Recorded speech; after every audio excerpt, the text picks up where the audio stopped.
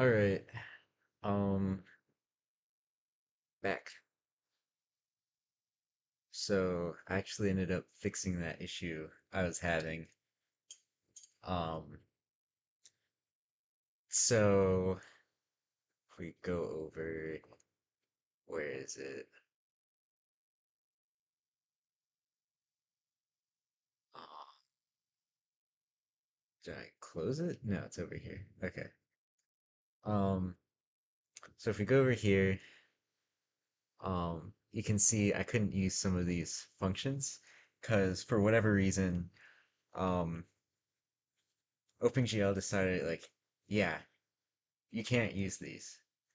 I have a high enough version to use them. I checked. I download like a thing that checks like, hey, here's your version and all the things you have for OpenGL. I check that. I can. For some reason, GLAD is like, we're not giving you these function pointers. You can't have them. Okay. So I had to get the ones for the older versions. So instead of doing like, I think it was GL like create textured whatever, you have to do gen and then active texture, just put it in a slot, and then instead of just giving it like a number, you have to do like GL texture 0 plus slot, and it's the only place you use like texture 0. Like if you're passing it like to the shader, you just use 0. You don't use this GL texture 0 thing. Kind of weird, but like whatever. Um, and then yeah, bind texture and don't need this. You can set the parameters just the same. And then this is a thing, but I opted to use this instead. For some reason, that isn't supported like in later versions, but this is. Like the shortened version is like fine. But I decided to just use this because like whatever. And I have a switch to get the right format from the number of components.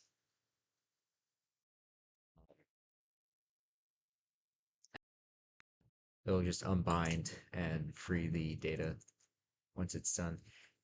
And uh, this will generate the maps for you. Like you have to say 0, but it'll still do it. Um, but I have to call that manually. That was like kind of the last piece of the puzzle for me. I also enabled blending. I had to add this init. I figured at first I was like, okay, I can just like add it as part of the constructor, but that kind of wouldn't really work because if you're trying to make it before you even make the window and pass it in there, it wouldn't have a context to work off of. So that would like always fail. So you kind of need init as like a separate thing. And window just kind of end up calling that on its own right here after it creates the window. You don't need to do it this late, really. In fact, you might want to do it earlier. Um, yeah, I'll put it there.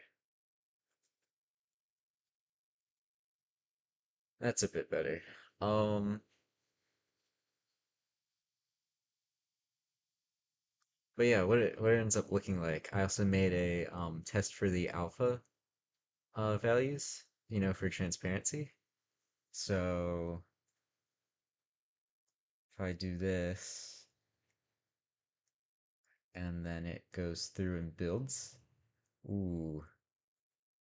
See, I wasn't getting that like literally like a few hours ago.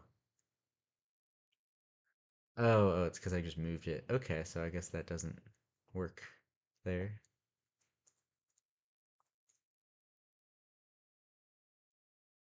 Maybe it's like a binding thing? Do I have to like it should already be bound within it, right? I don't know. Let's not. Oh yeah, because it creates the context there, so it does need to happen there. Okay. I'm pretty sure that's how that works. Um, yeah, look at that. There's the normal logo that I was trying to get to work yesterday, and here's the one with transparency, and you can see it's transparent. That's cool. Ooh, okay. Just a momentary lag spike. I'm not gonna find that lag spike.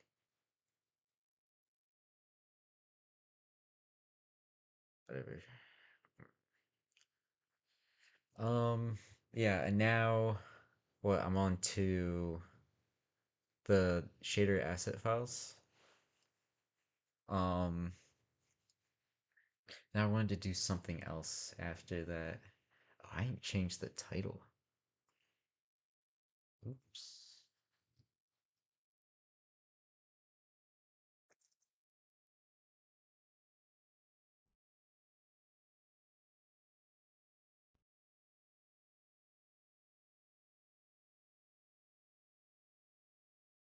Um, what shader files then?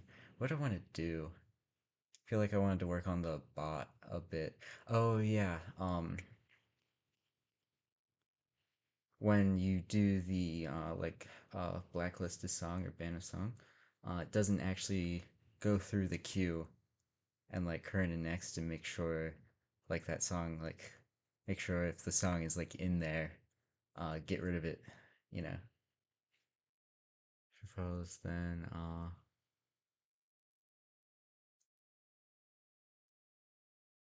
ban song.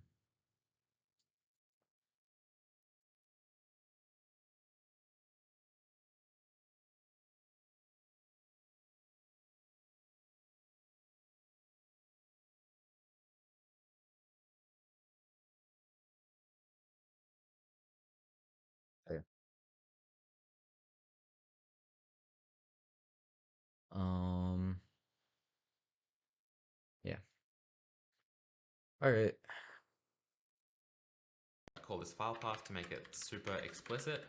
We'll come over here. I'll just implement this function here quickly. I think it's um categories, or maybe this video just doesn't have any. I'm going to add another shaded Oh array. well. So I'm not taking away the existing here, but not really what we the other constructor, which we will create right now. iOS versus Windows.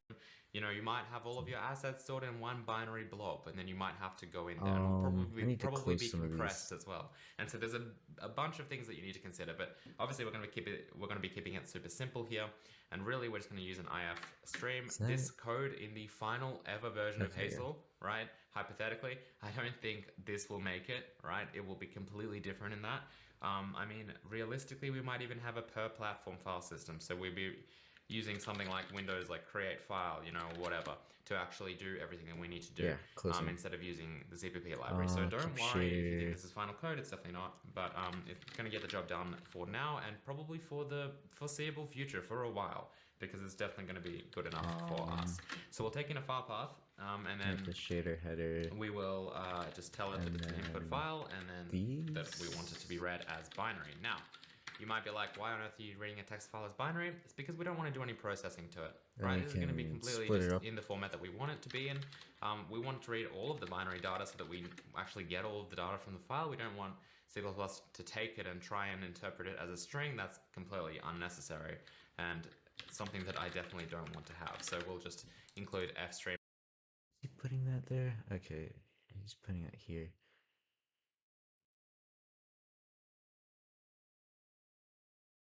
Pile. Um. Static glfw shader pointer read from file.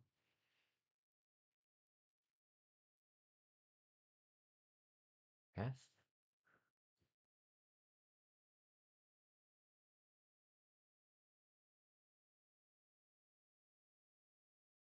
Or um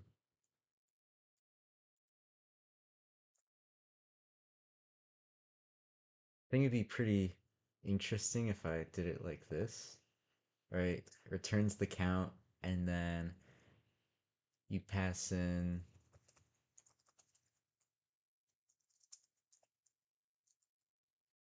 and pointer types out.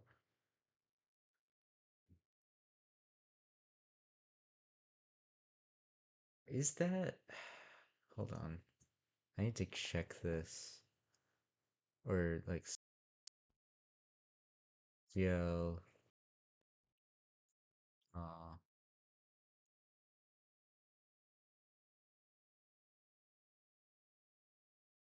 like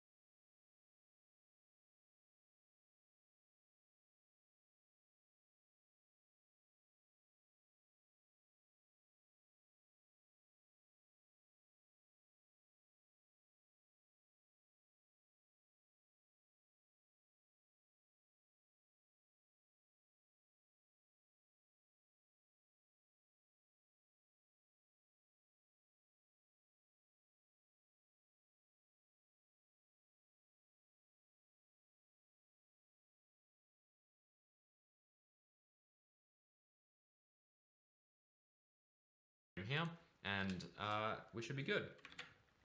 So if that input file stream was successfully opened, if it's not, we could assert it, because really you shouldn't be trying to load files that don't exist. So what I'll probably do is just write a little warning here. The reason I'm writing it, well, I guess we will make it an error. The reason I'm not asserting is because maybe this might be permissible. Like, you might try and load a whole bunch of shaders. If they don't succeed, that could be fine. Like, we should still be able to handle it, I guess. But anyway, could not open file, and then I guess we will supply the file path as a argument here. Okay, that should be pretty good. Oh, whoops, totally did not close that quote correctly. All right, so now we've got our core error, which is great. So the first thing I want to do is actually see what the file size is, and then our strategy is going to be to create a string that is that big and then load everything into the string. So we'll do in seek g, and we'll go to the very end of the file. So offset of 0, and then to iOS end, right? This will go to the very end of the file. So now our kind of file pointer is at the end of the file. Then ideally I want to like basically create my string. So we'll actually create the string here. We'll call this, I'll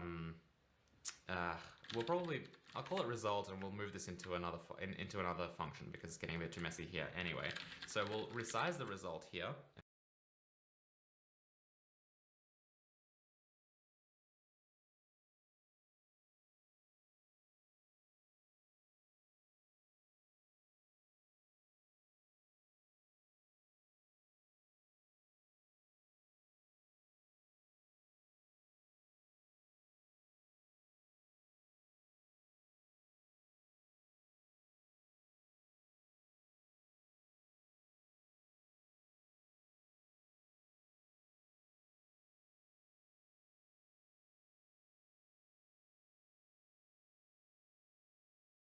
And this will just be tell g, which will basically tell us where that actual pointer is. So thus, since the pointer to the file is at the very end, it is the size of the file. Now we need to basically bring us back to the start. So begin, and then we can read the file by just calling in.read. We're going to read it into the variable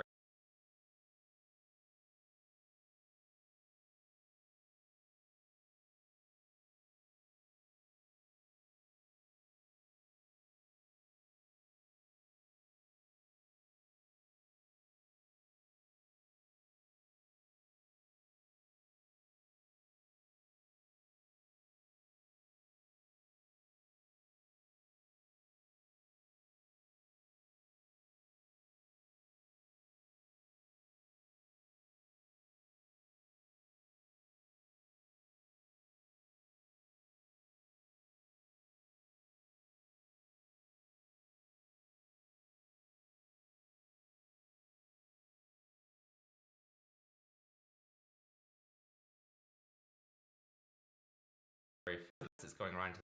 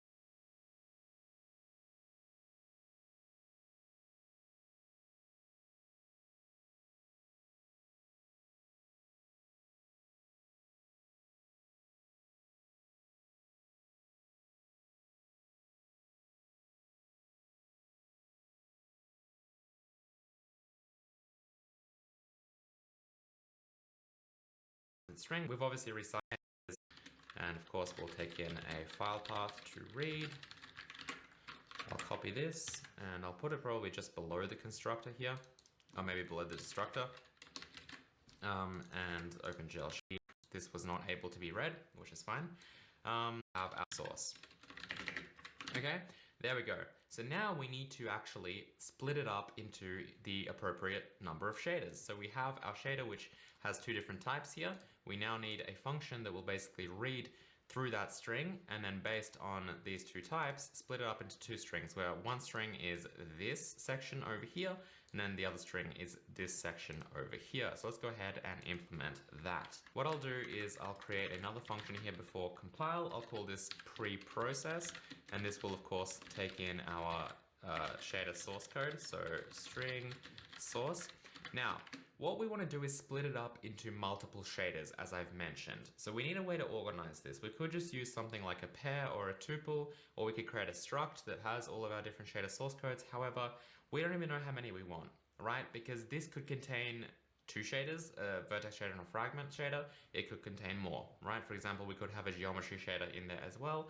Therefore, that would be three shaders, right? So because of that, what I'll do is I'll actually use a map, specifically an unordered map. And what this will do, unordered map, is basically map out enum code.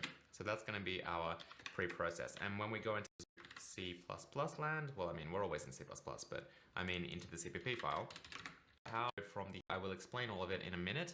It's simple. All that does is just convert a at the top to a shader type. Super simple function. We'll implement that right now. In fact, I'll just do this at the top of this file from string.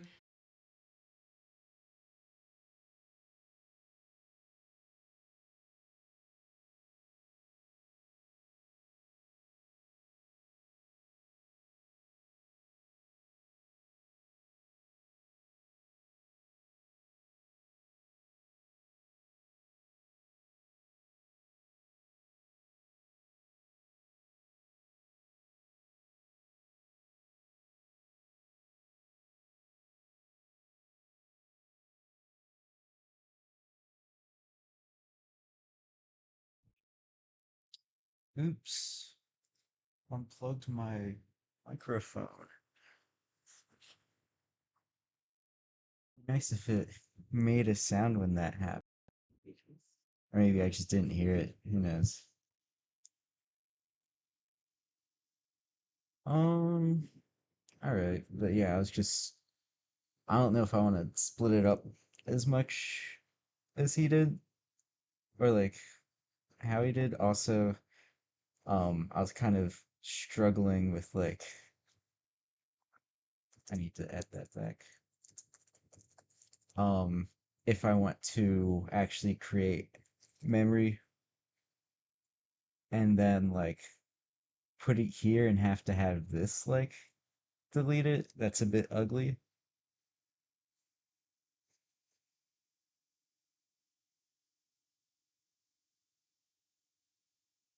Um, but whatever. It's fine. It's fine.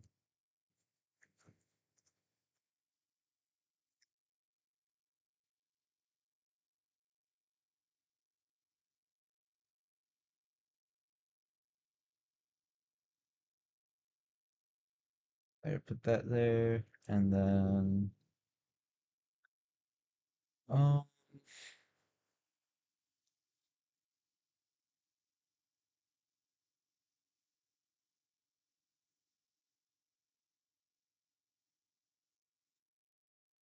man. All right, V.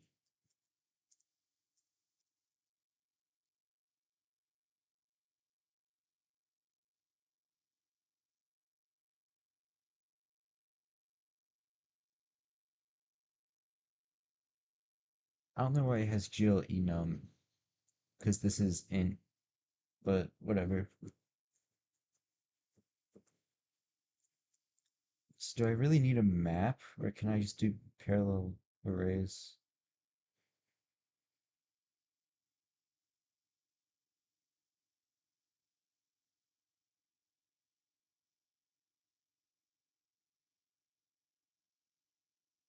If anything,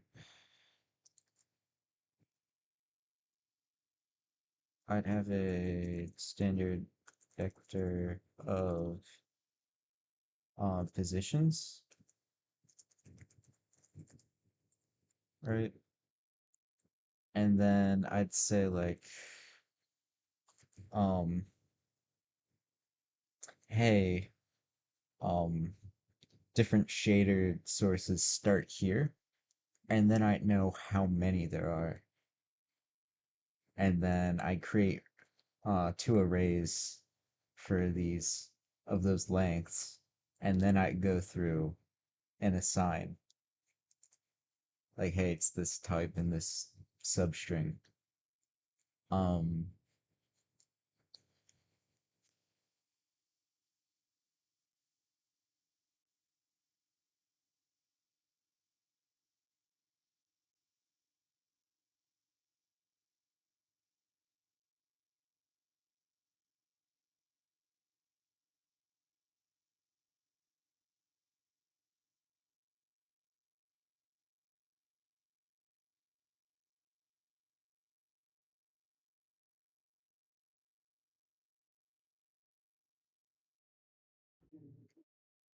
yeah, like that, that. The hell?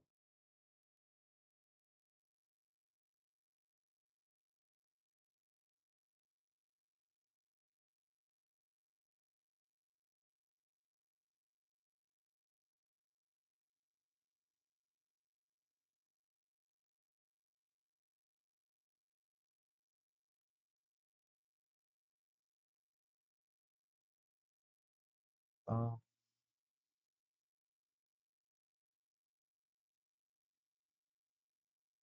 where'd that come from?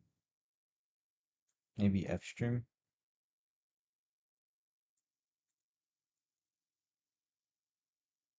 Or maybe string? I don't know.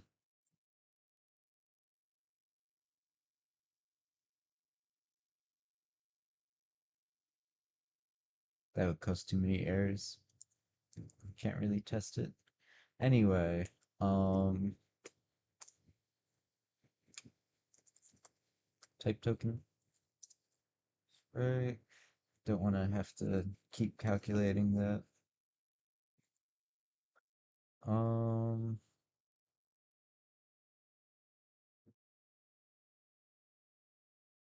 all right. Yeah. End of line is not equal to end pose. The hell is standard string end pose?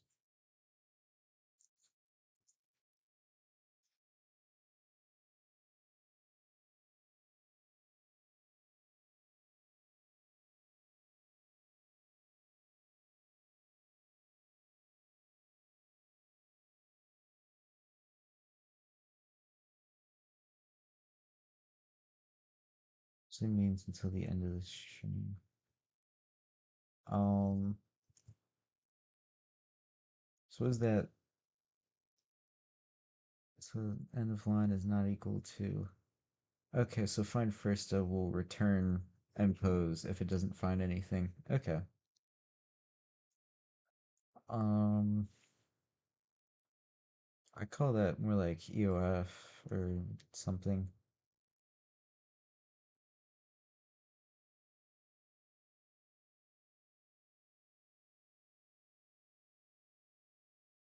Um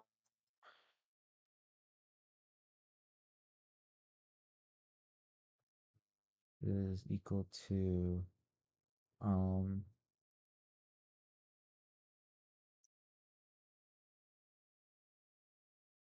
contents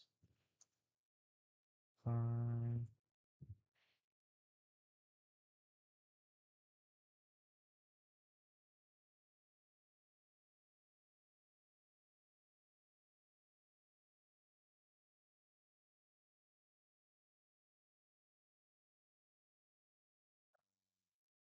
Okay. I remember when I like first tried using C++, like I just come off of Python and immediately I didn't know about like including that much or anything, so really I was like writing it more like C and I was like, wow, it kind of, it's not that I didn't know about including. I didn't know about the C++ like standard library stuff that much. Know what to Google. So I kind of ended up making my own string manipulation functions, which was pretty interesting.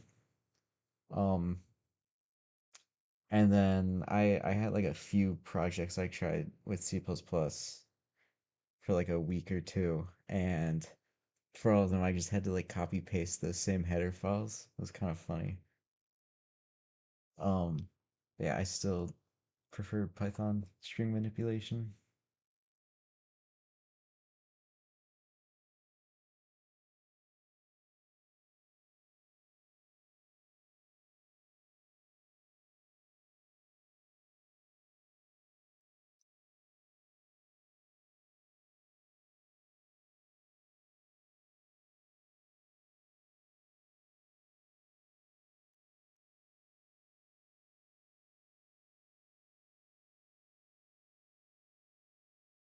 Why two colons?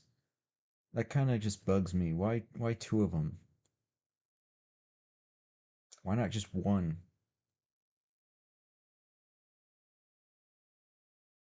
Whatever.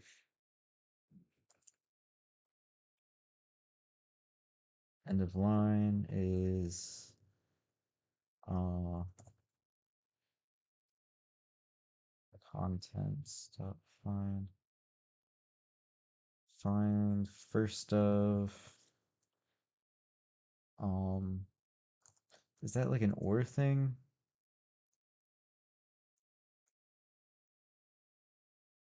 I gotta look that up.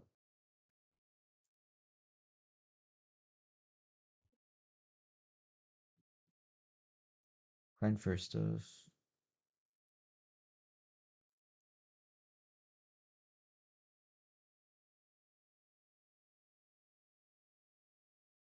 um characters to search for, but like or like and like in that exact order. Finds the first character equal to one of the characters in the given character. Okay, so it's just like find one of these. All right, then that works. And then use current position. Um,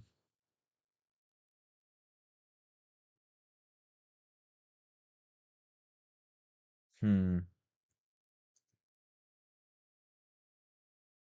And then assert that it's uh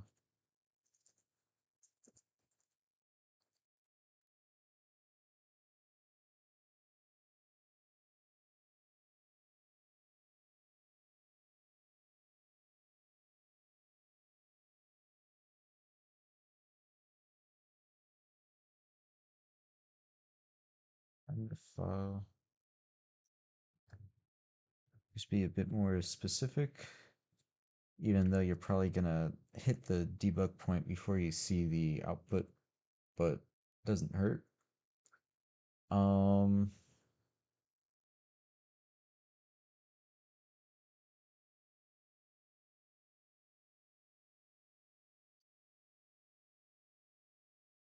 okay.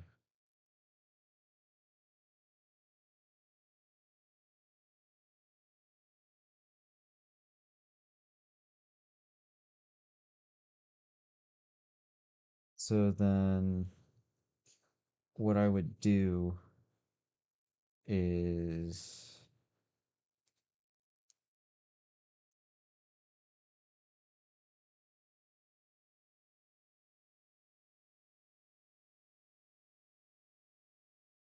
um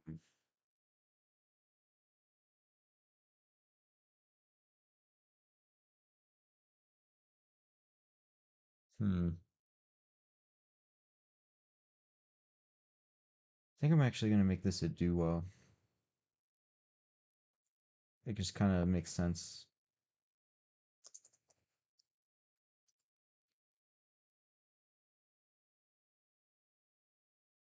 And then I'll move.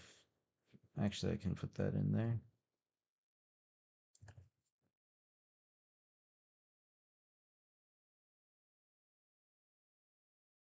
Um, and then what you do, oh yeah, I'm actually gonna need to move that up. And then say that, and set that to 0, and then do that there.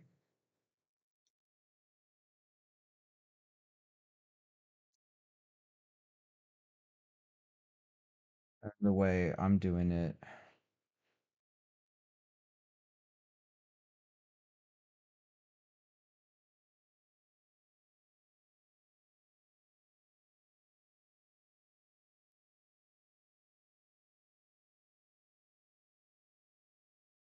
right?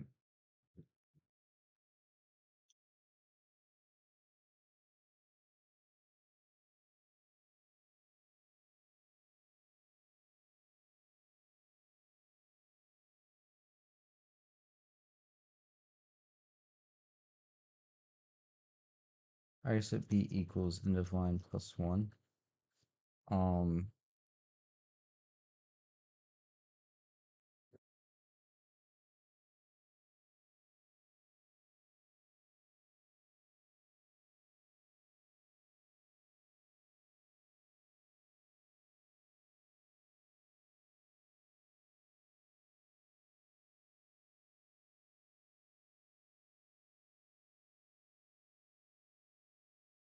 right, and that's for if it doesn't find another one, then it's done.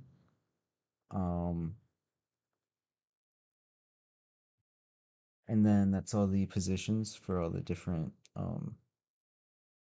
shader sources.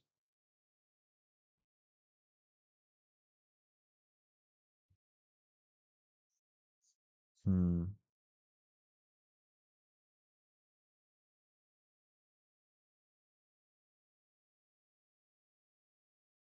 And then once you have that, you can say, okay, let's actually allocate some memory.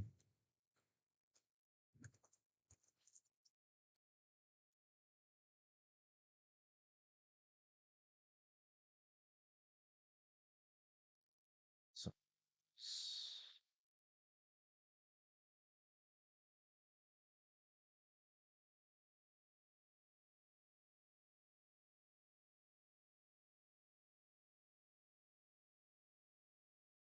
right.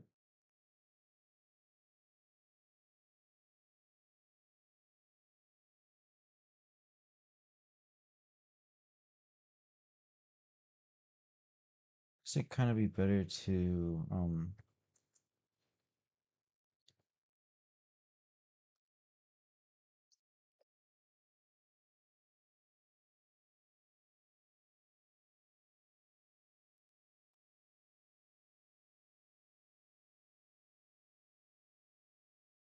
right.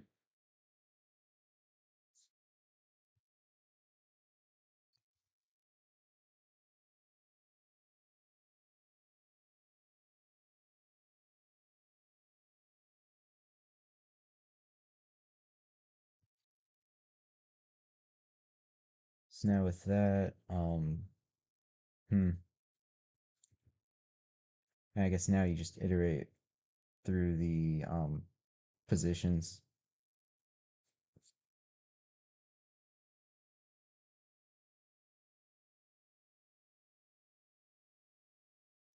Hmm.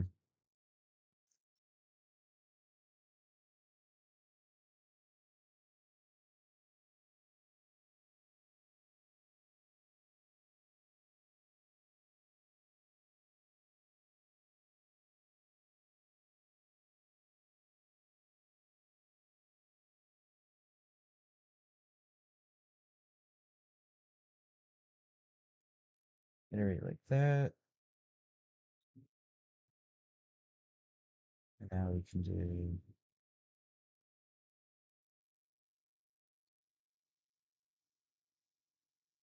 right, because if like either way, I'm kind of gonna have to hmm.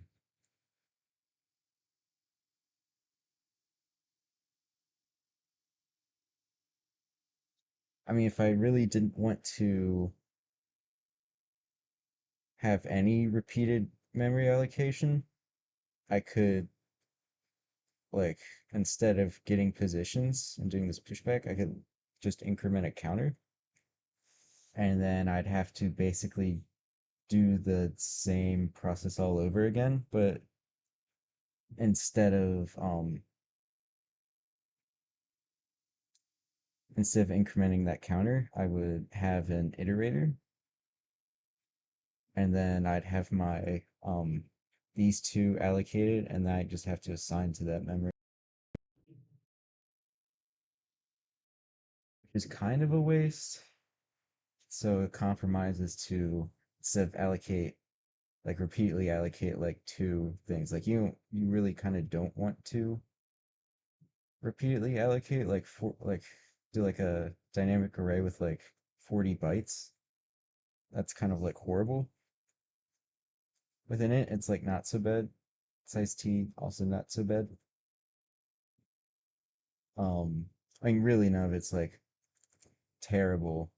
Like if you're dealing with like, I don't know, hundreds of shader files, maybe that could like be not the best thing. Who knows? Really, you gotta test that kind of stuff, but I don't know. Um, Either way, get the position, and then what does he do?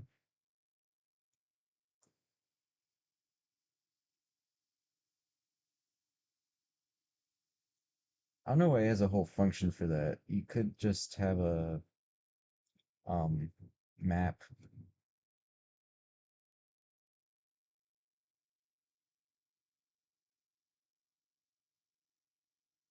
I don't know.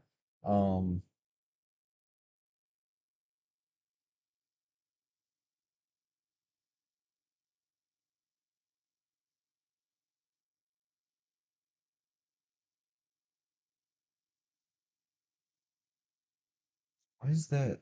What's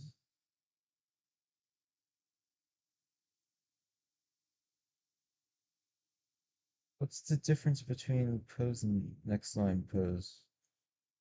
Right, I get this. You're getting the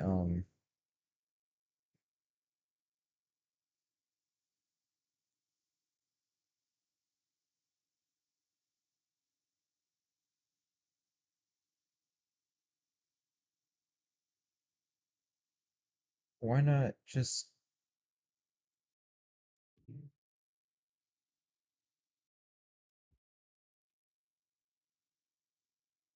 what?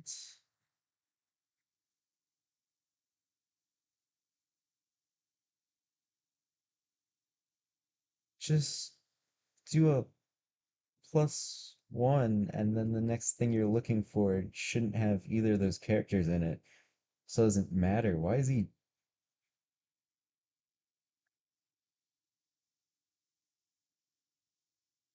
I don't know. What I'm looking for is how he substrings. It's just substring. Share sources. Where does he get type from? Type is substring from begin to end of line minus begin. And begin.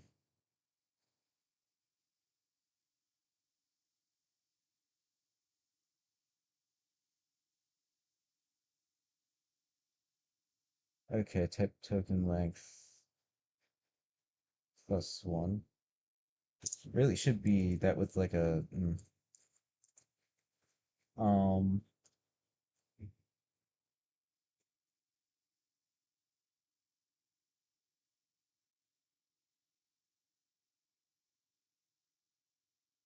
hmm.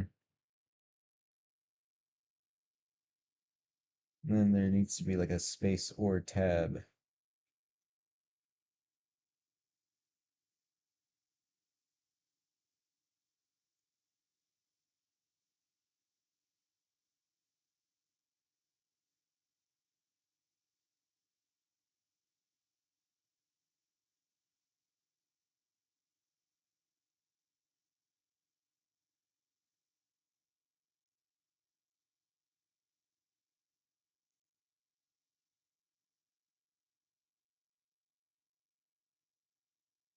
Um,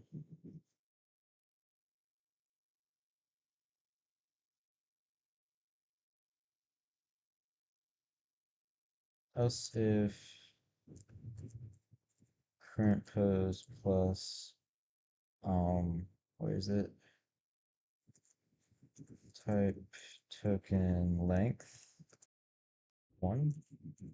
Or I just want length 0 plus 1, 2, 3, 4, 5 is 5. 0, 1, 2, 3, 4. So 5 would be um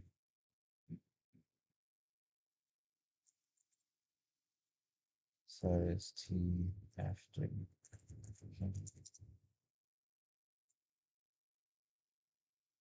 So we'd have that, and then we need to say if after token, not after token equals.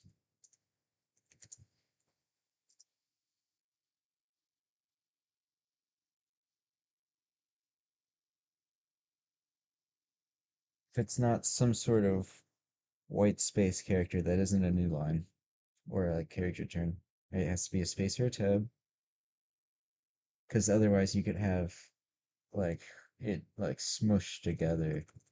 Like you could say type uh vertex like that,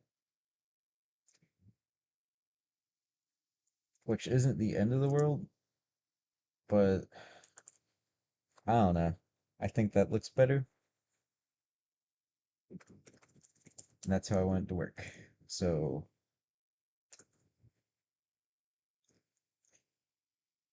if the very next thing after the type token is not a space or a tab character, then set the current position to, or do like that, and then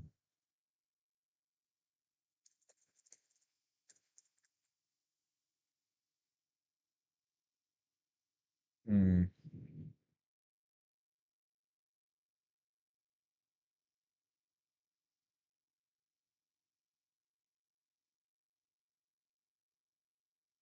all right, and a line, and then really, I guess it'd be like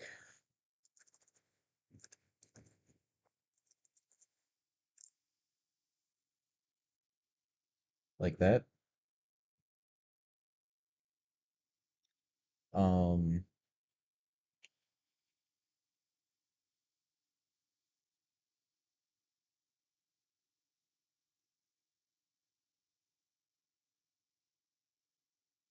hmm,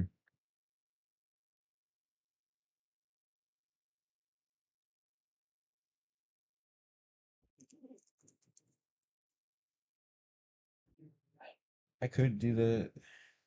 Sure, saves time comparing strings later. So basically, this will just I'll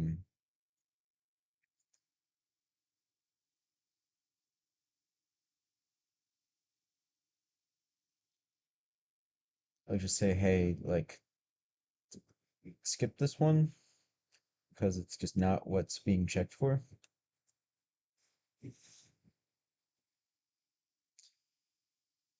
I guess I could actually.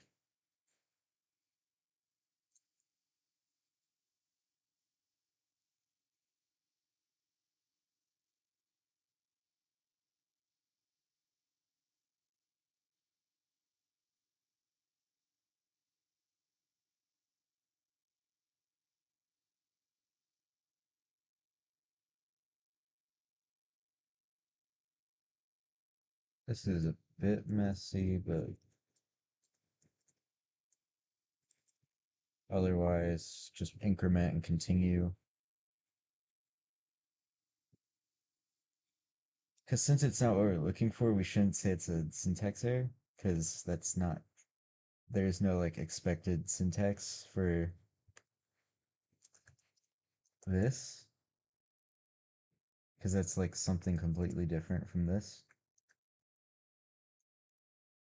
right?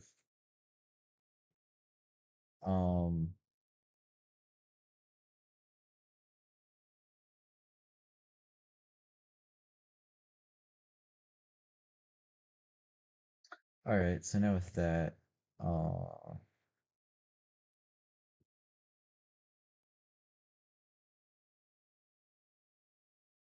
so after token plus one would be the up to the end of the line would be what it's looking for, and then that would just be trimmed.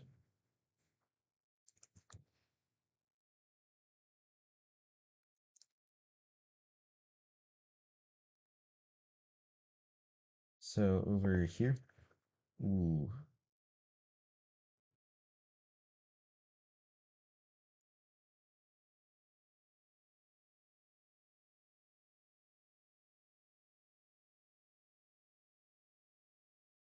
I could do these in pairs.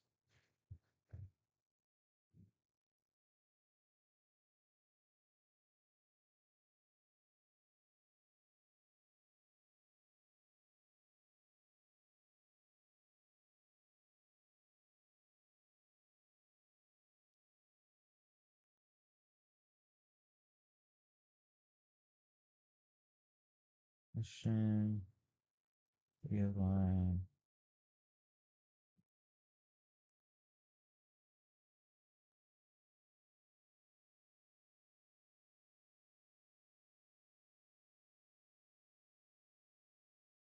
Right?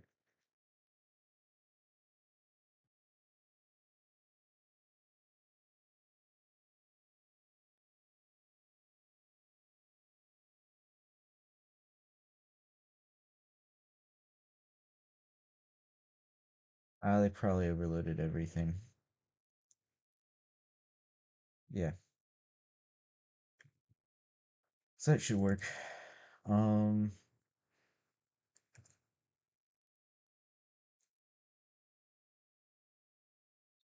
why is that freaking out? Oh, um,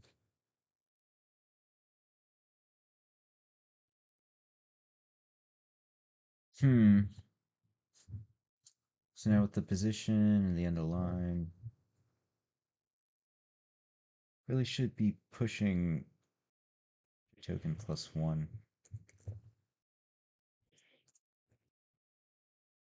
Yeah, I think that's a bit smarter.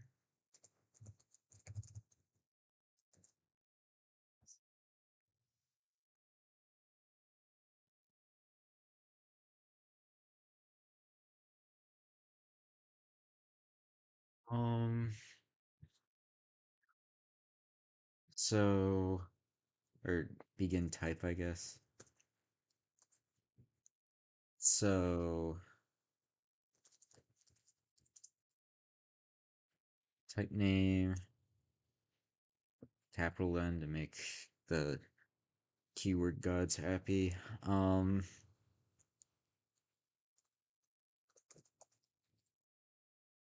Substring from begin type to end of line, but I spell it right.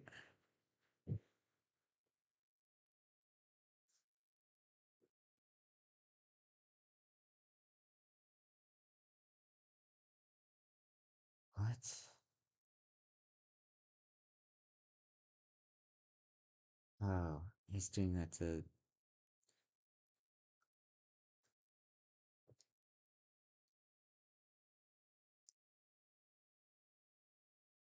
Okay, yeah, it does need to get like between them. But I have all of them, so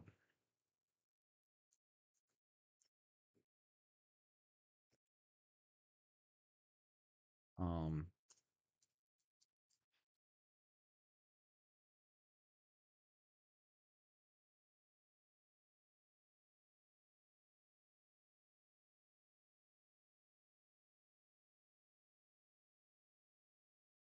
right, and then we can just use that. If it's already the end, then just get to the end of the from EOL onwards. Otherwise, you can get the next one.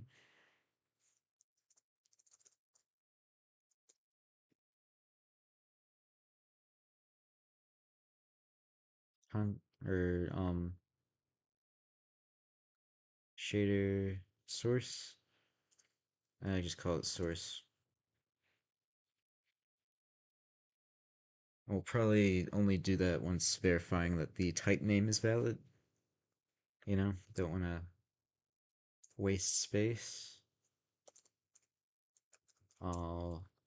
If is end.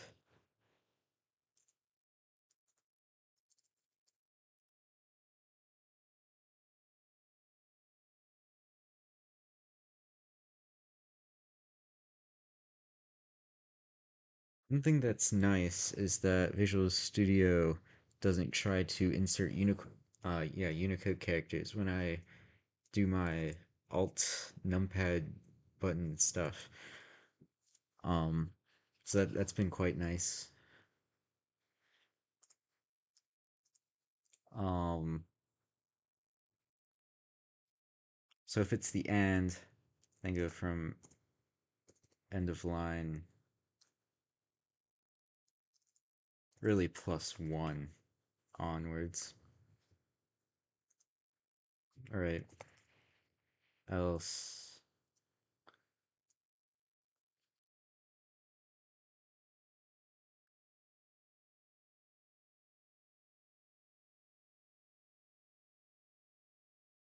Or it'd be +2, wouldn't it?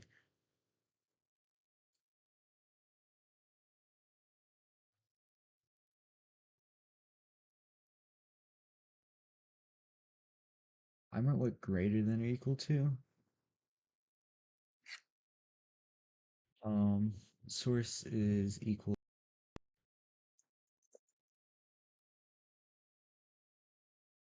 The end of the line +1, 2. Um, here we want +3.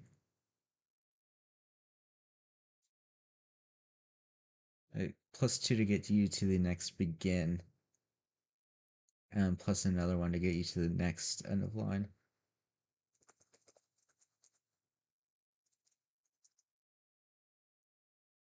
Right. But before that happens, we need to check that type name is right.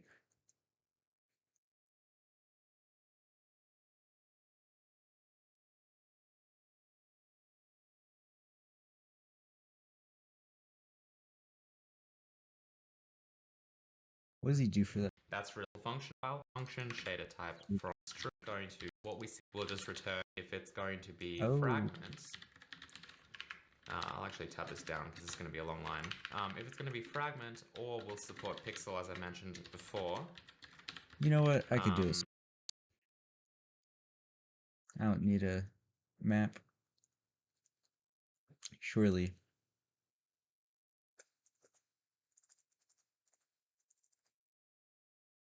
Can I make it lowercase?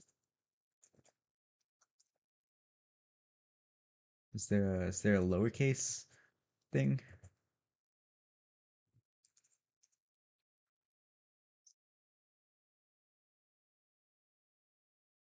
Please?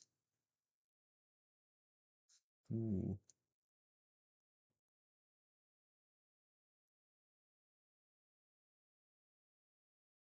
Wow. Surely that'll work. Is that in place? I guess so, yeah.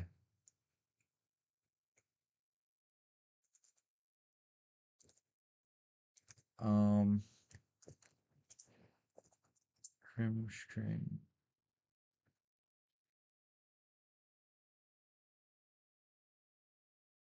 Ah, yes, the boost library.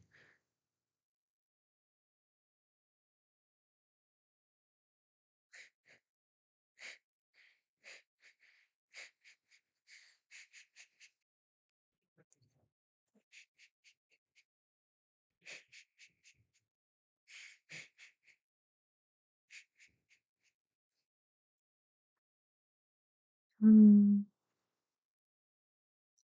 Mm,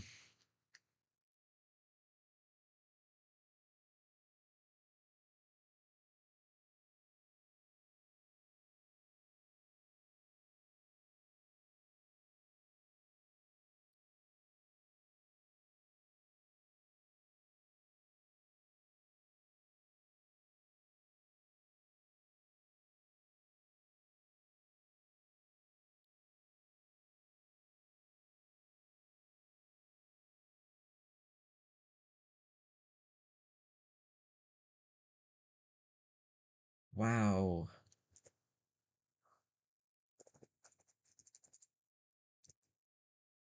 Oh my God.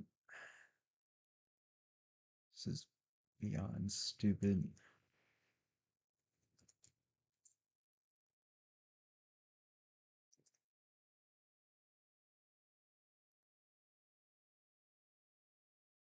Very human design, very easy to use.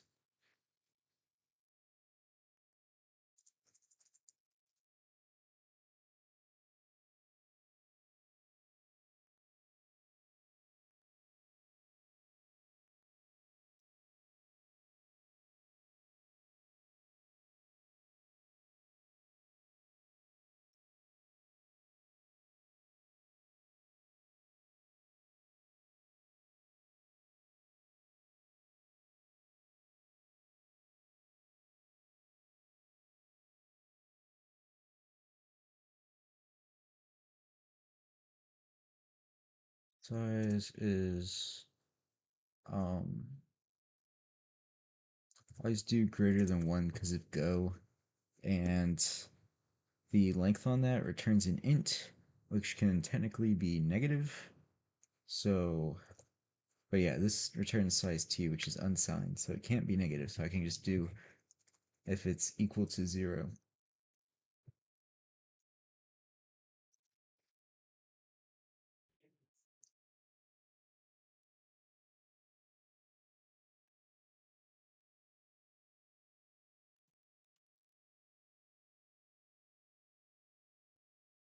Um, hmm.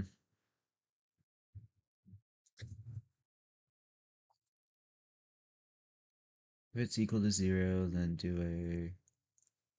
Or I could. I should probably be like an assert.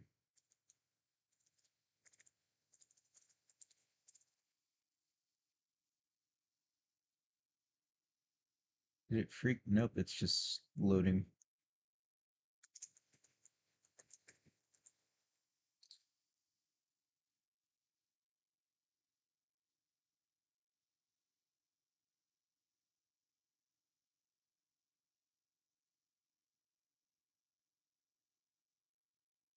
Missing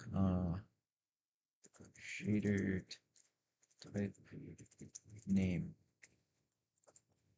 Right.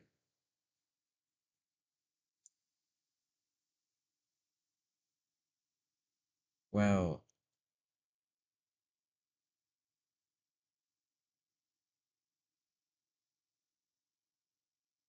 Ah. If there's an issue, I never bump it to the next one. That's a bit silly.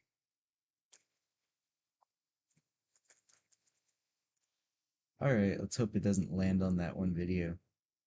What video is that anyway? Are you serious?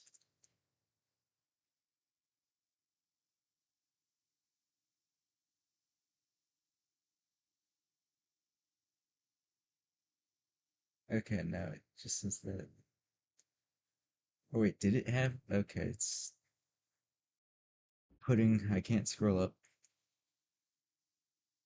Oh yeah, I have to reset everything.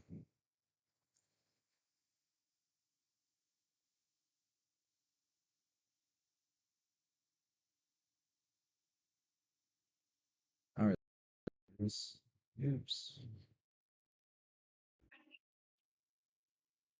It's good enough. What's coming next? Yeah, it's cool.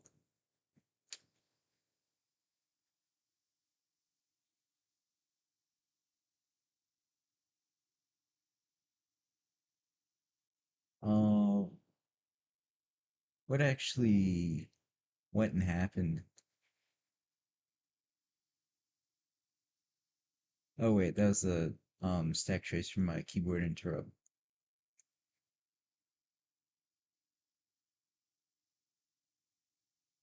Unavailable video hidden. For which video? That one?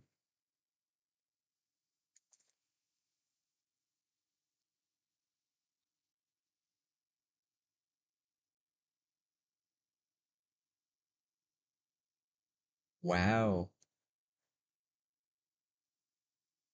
Why'd they unlist it? Why'd they why is it not available? That's weird. 5-year-old video and it's gone.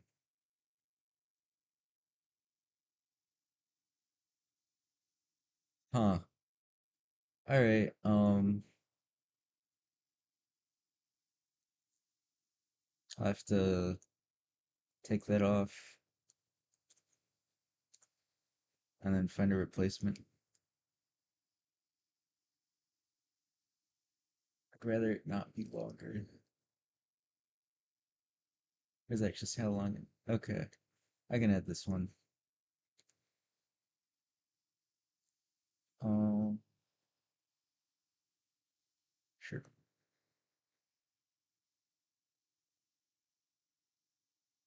Okay.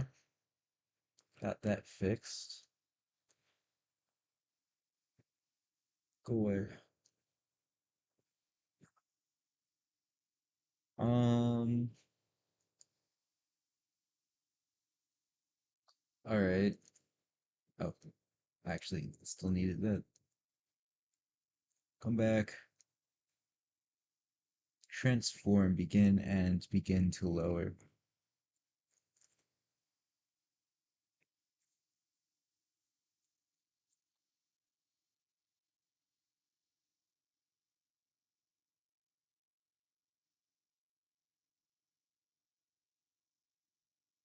And that's in place, right? Yeah.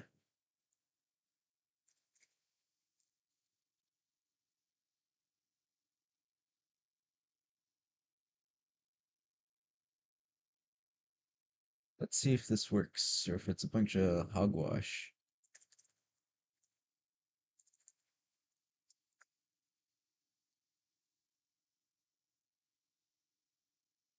Okay, I guess. Sure. I don't know why it would like what is this from? Like what?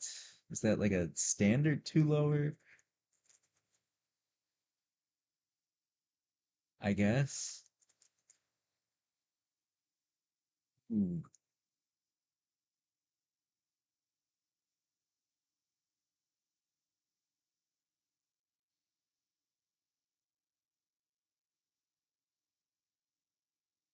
goodbye.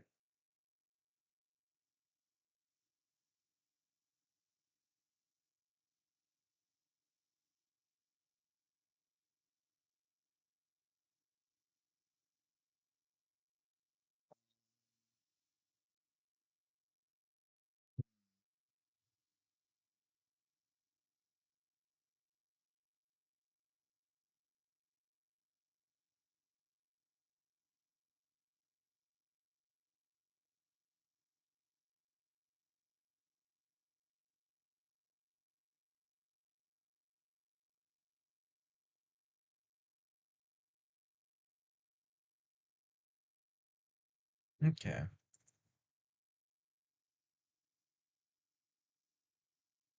So that should lowercase it, and then I can do a switch on the type name. Right, you can do other kinds of switches.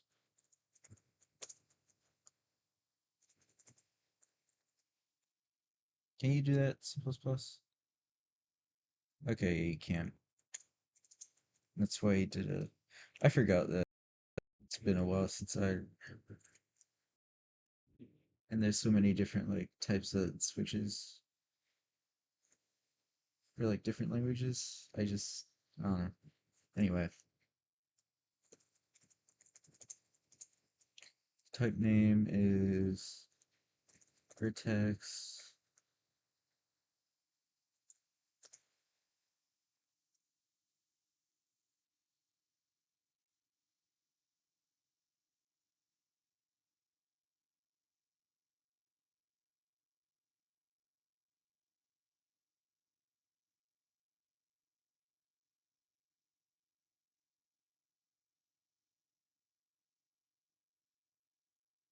Type is um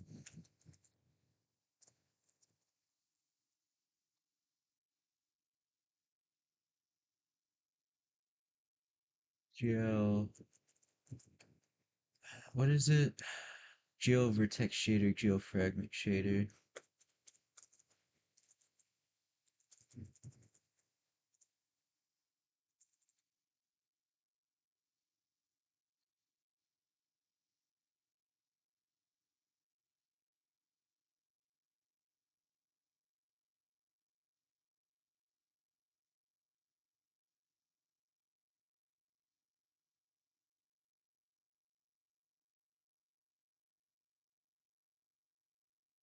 Right. Um.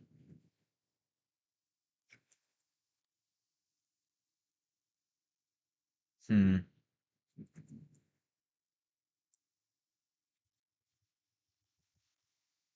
So with that, I have the type. We have the actual source. All that's left is to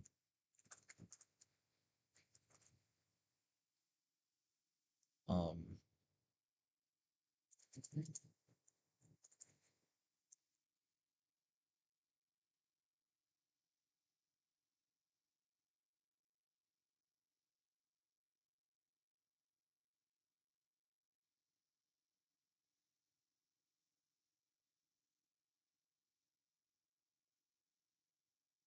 All right, you get that, and then you say index there.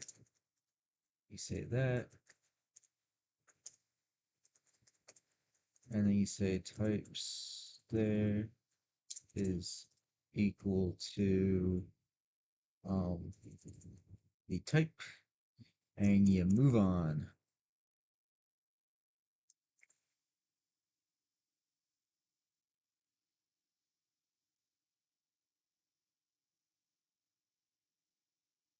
I did new.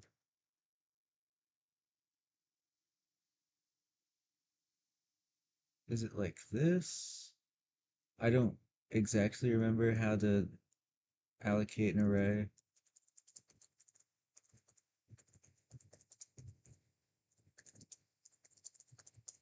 Heap.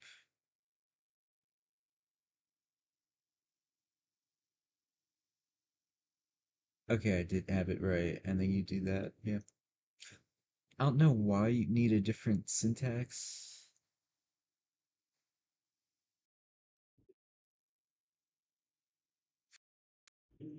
It's like it's not like you're telling it the length. So it already knows the length. So it should already know that it's an array, so it should just be able to do it with the normal one. What's the deal with that?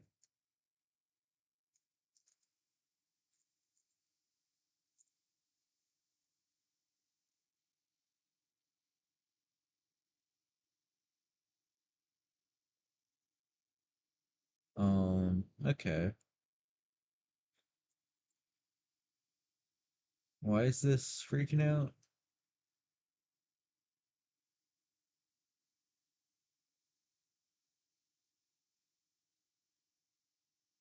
This isn't const. There we go. And now that should kind of just be what happens here.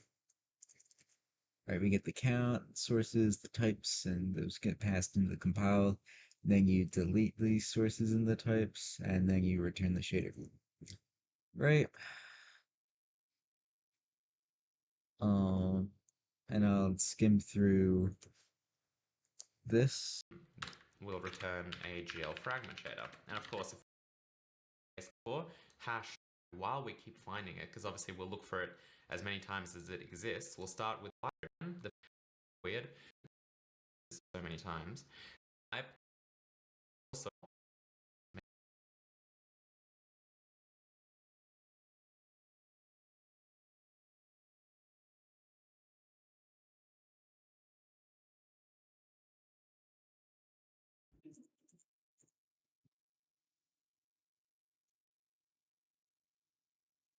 False.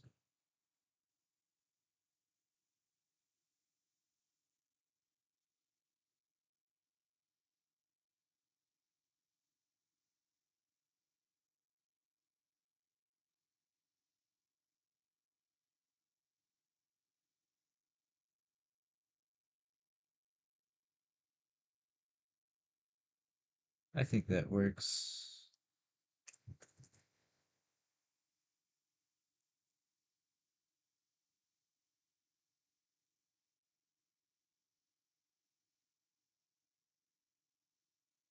Actually, that makes a block. You'd only need to make a block for like, um, because like if it was a switch and you had default, this comes with its own block.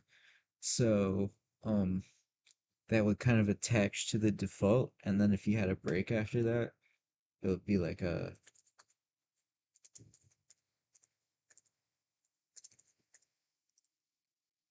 if you had this and then break.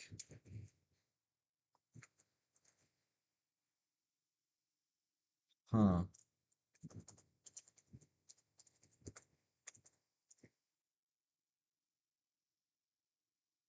And that's not freaking out. Okay, so I don't know why that was freaking out earlier then.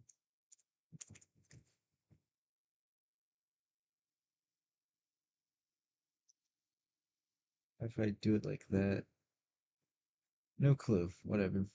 Maybe it's because,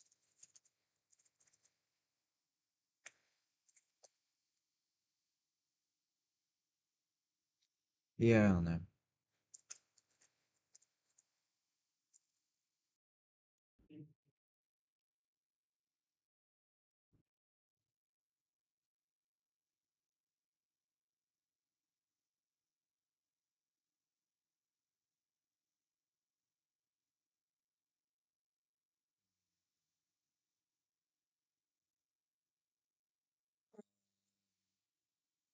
But yeah, that should kind of just work. Now,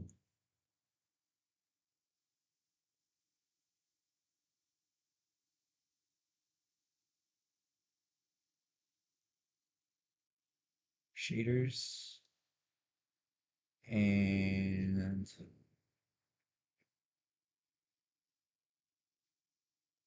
if we go over to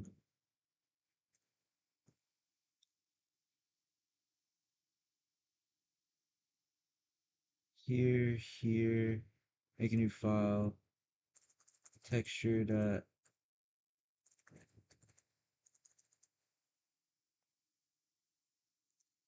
real self distinction.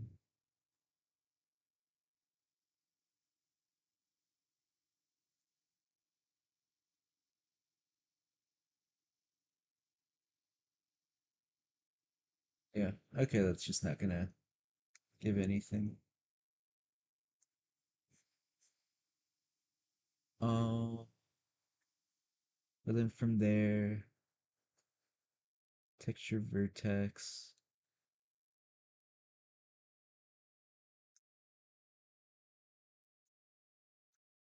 So it'd be like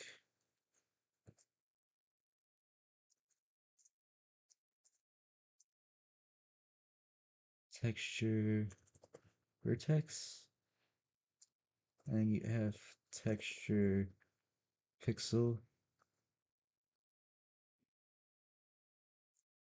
Um,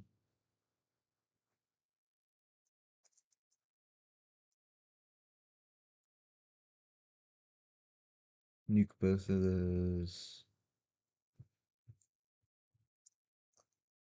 Get it like that. All right. Now it's a file. That's nice. It doesn't have to be you change this and then you have to recompile that.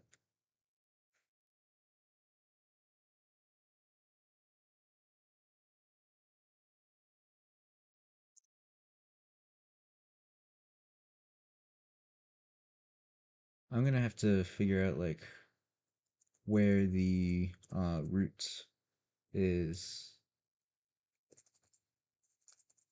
Let me just try it like this. Testing. Uh,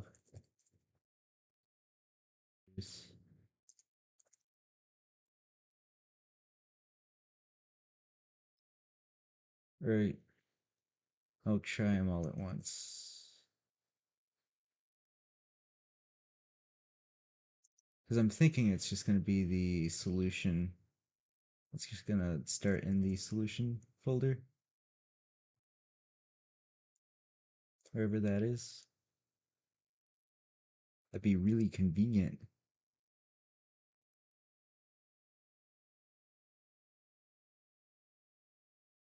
Ah, yeah, this also has to.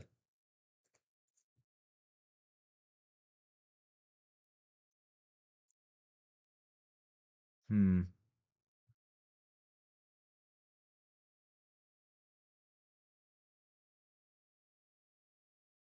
Or no, wrong, wrong.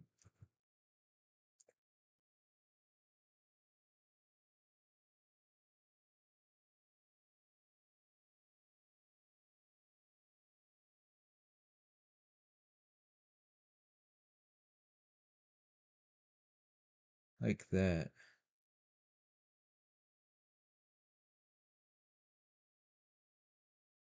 Or no. What? Um, this one, I copied the wrong one.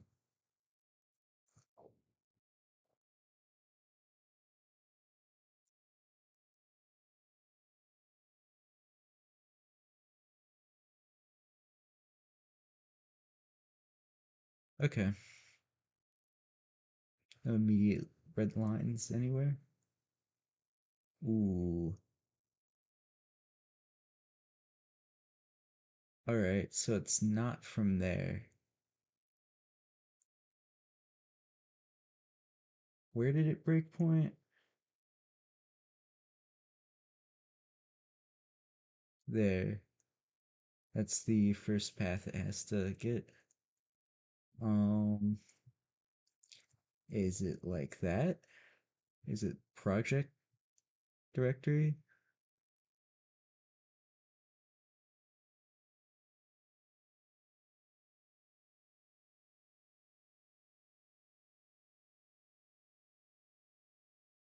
Okay, it is project directory. That makes things a bit easier. Let's just make sure. Alright. Oh, I didn't get them all. No. Stop. Shaders. Shaders. Let's see if I can get away with a slash. Or if that's like voodoo magic and I'll have like no clue what to do with that. Who knows? Ooh. I don't know why that opened.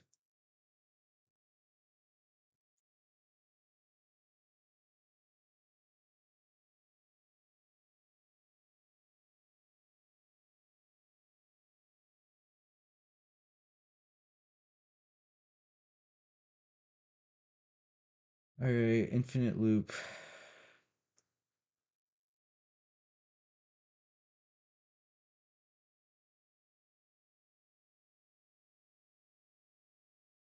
Or not? I don't know. It's initializing the logging stuff. And that's taking so long for some reason.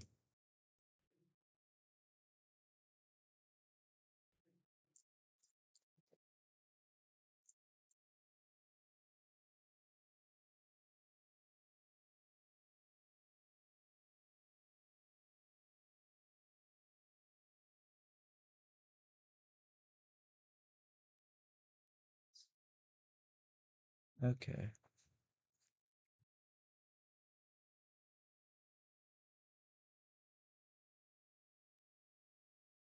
Clean. Filled.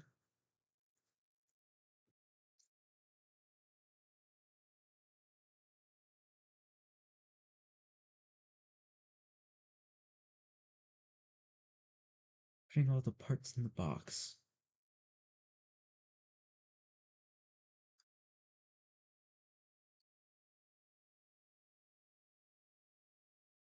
Glad to hear the song is playing now. I don't know. Yeah, it's kind of like weird. Like, why would that be removed from YouTube? Shader load error, of course.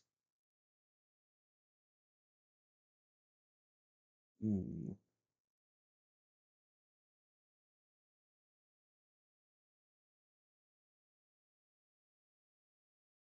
that's odd.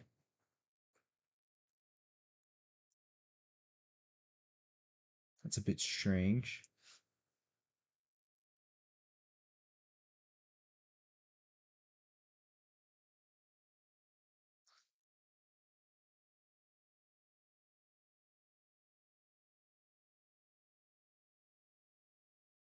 I don't know why that would be the case, honestly.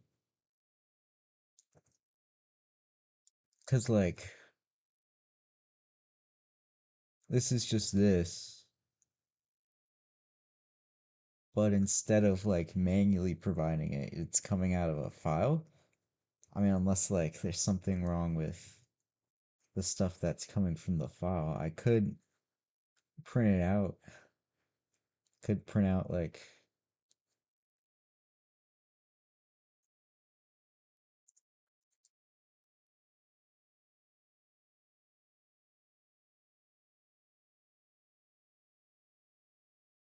so it might be a bit better to print out the type and then a new line and then the source and then another new line.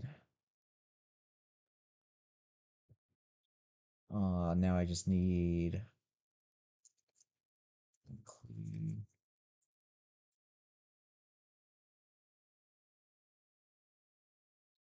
Once I learn how to type, should be no issues. Now that should print out everything it finds.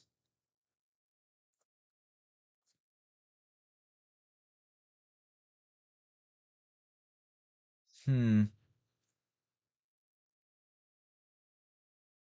Let me double check. 'Cause I actually didn't see where that breakpoint was being set.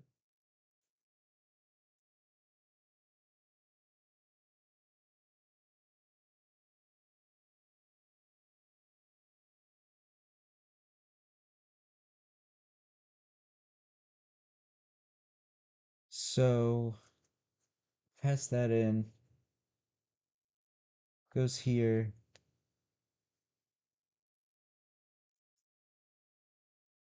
But it decided that it didn't need to print anything out. Huh.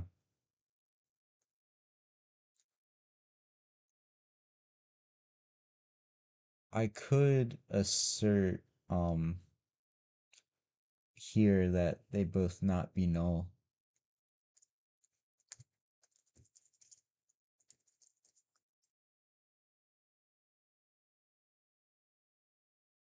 Assert yep, they are null. They're 100% null, I think. It's also possible that this just isn't running, but you know, that's fine. They're null anyway.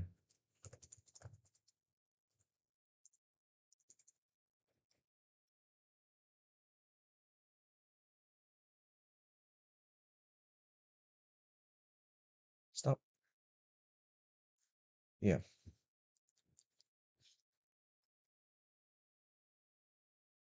But I should still assert this.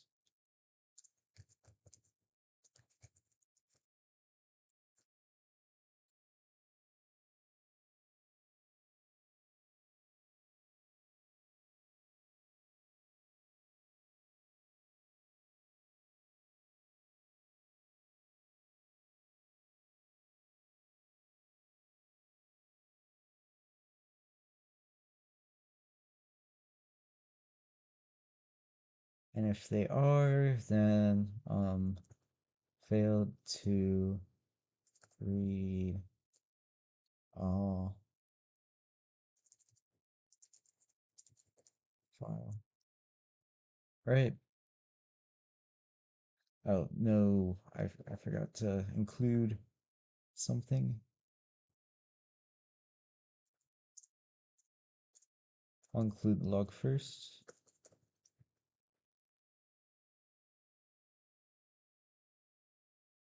Now that works, and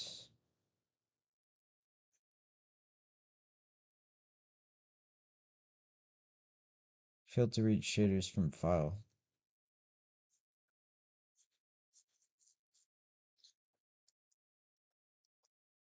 Um,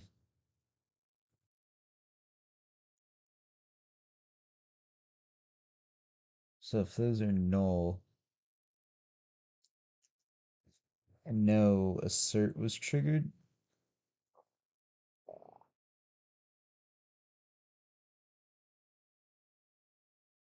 if I set a breakpoint there,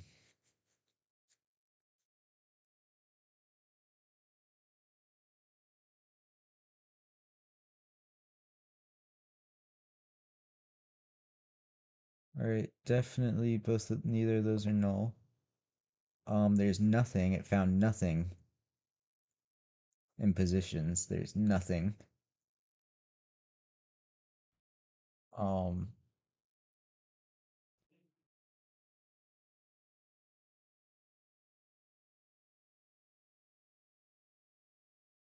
so they shouldn't be null. I don't know how they're null.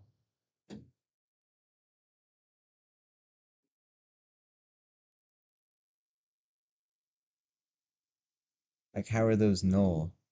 What? Am I dumb? Am I just like not getting it?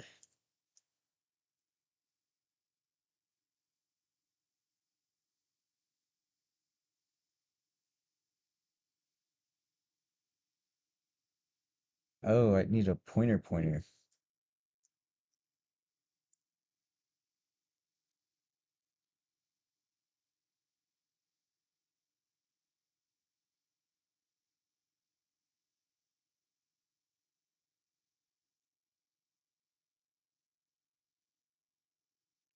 Duh. Um, hmm.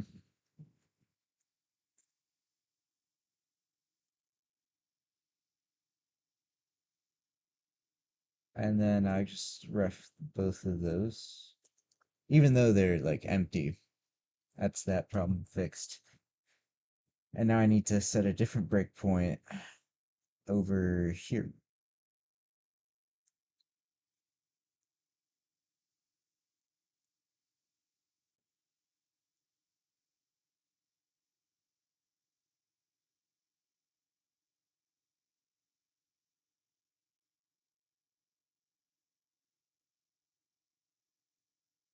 Ooh. So what is contents? Okay, immediately there should be.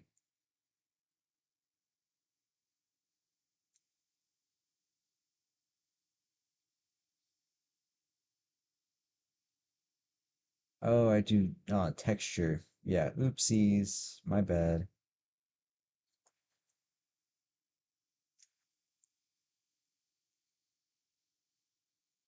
Type. There we go. Silly me.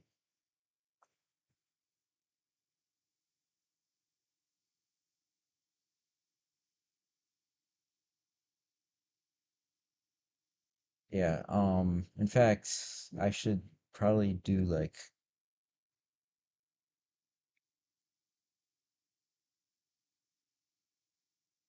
if count equals 0, then return 0.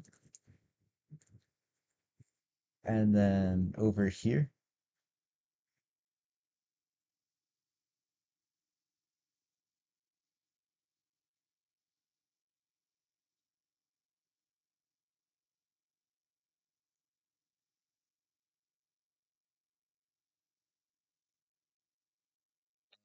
count it's not equal to 0. But now it should read two like sources and compile them into one shader, and it should work. Oh, it didn't work. And that's a 0. Um, Okay. Why'd that happen? I saved the file. Guess I should set that breakpoint again.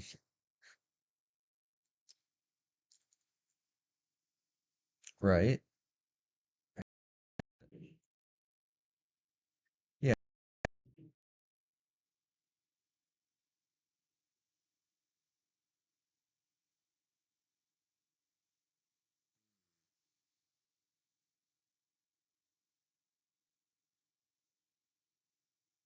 Ooh. Oops. The hell? Okay, it's that song. I haven't heard this song too many times. So I hear it, I'm like, what is this?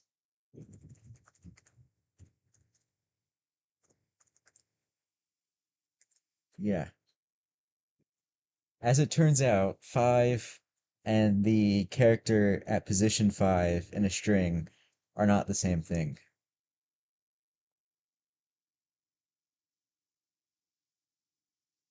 Missing shader type name.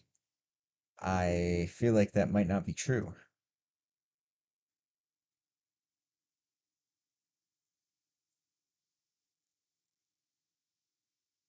Ah, not equal to zero.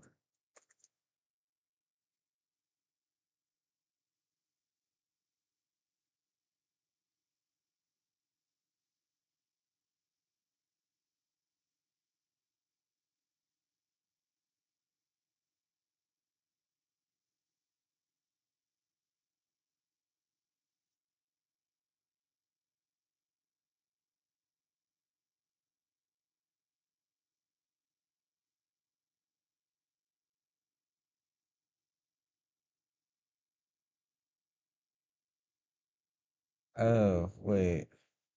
What?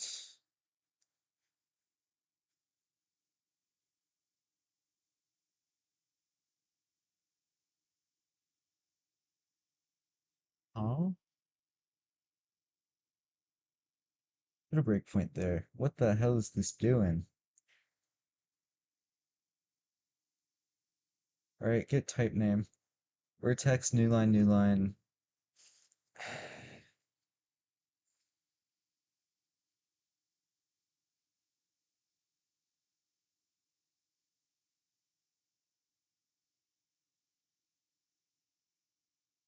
Why is end of line there at 12?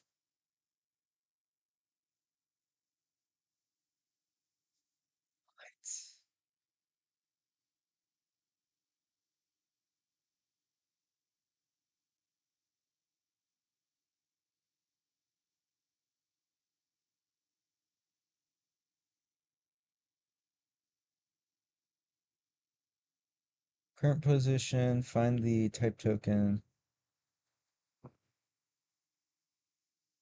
Um, alright, set it there. Wanna see. Position is 0. Right. After token is 5.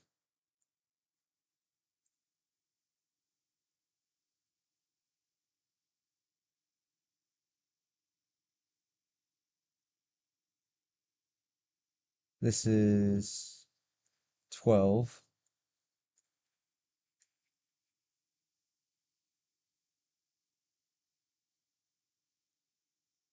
0, 1, 2. Here, let me copy this.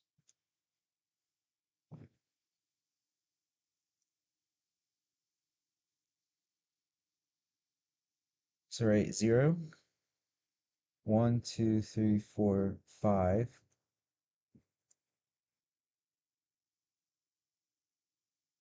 So right, 5 is a space, and that's why that works. And then it saves 6, right?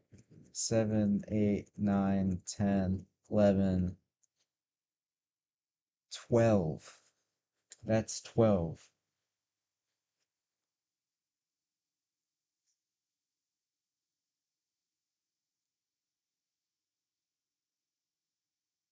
6,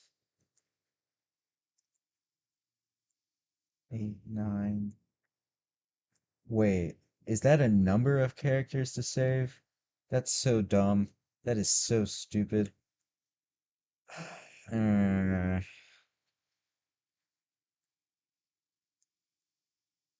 whatever. Yeah, substring is,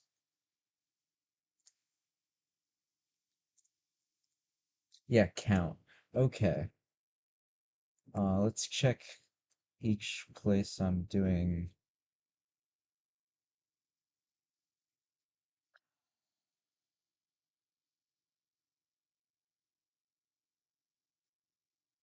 Now I just have to do stupid subtraction.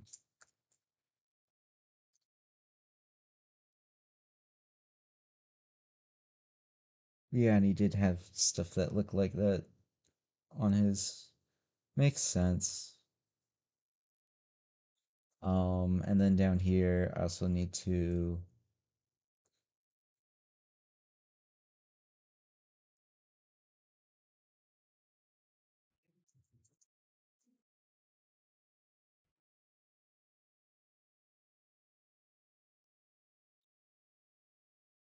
Right.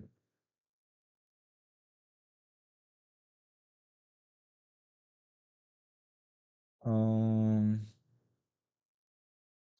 I guess technically I don't need the parentheses.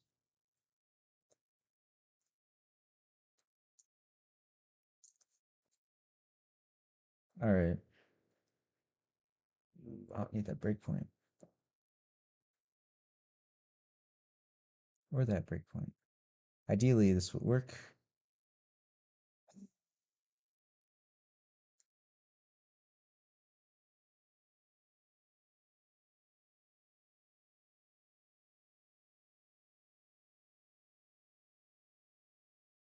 Ah, hmm.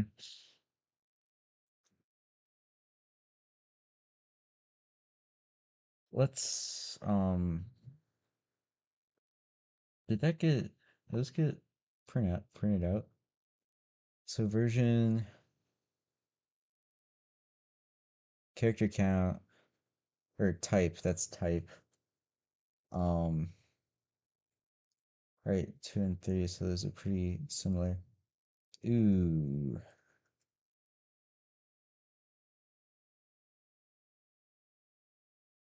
I don't know why that's including.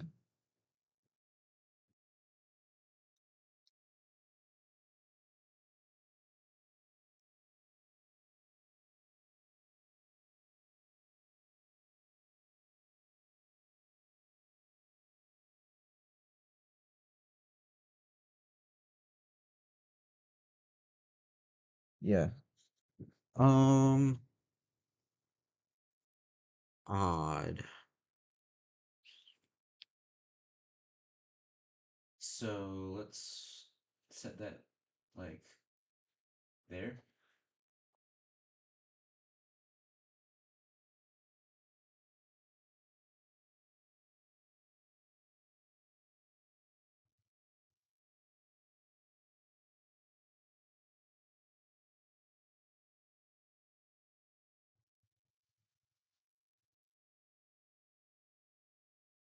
Hmm, that's not good.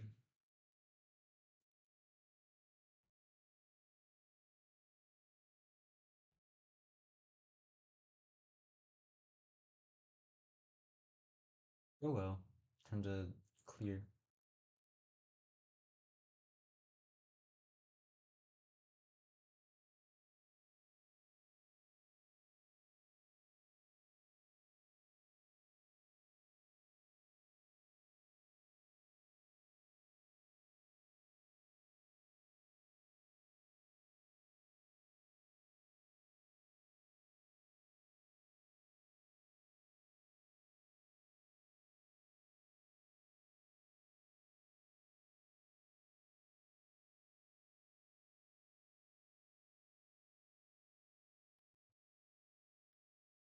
And run.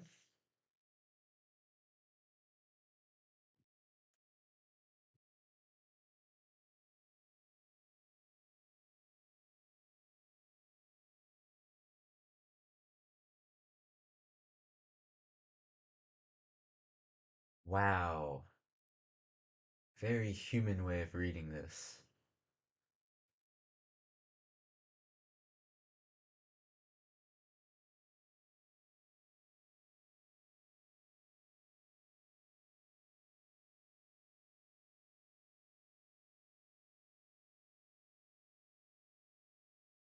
Why is that? Isn't is false. So it did this one. From 12 to the next end. Let's collapse this. Too big. Um, for check positions, it should be 4. So 6 to 12, 38 to 313. Oh, it's not next end of line, it's next begin. Alright, yeah, duh. Um, should be that.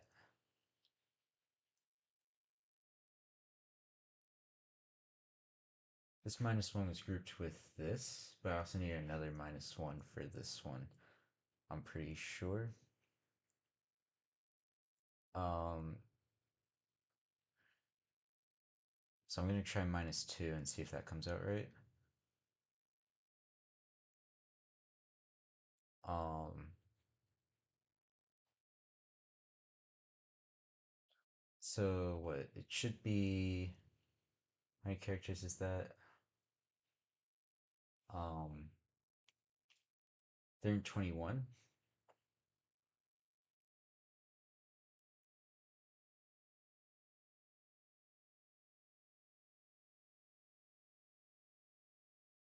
So source right now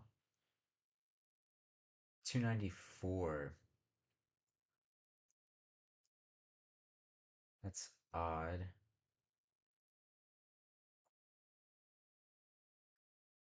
That's right. I select all this. Wait, which one does it have? Vert. Oh, because it's if I exclude, I had to exclude a bit more. 309.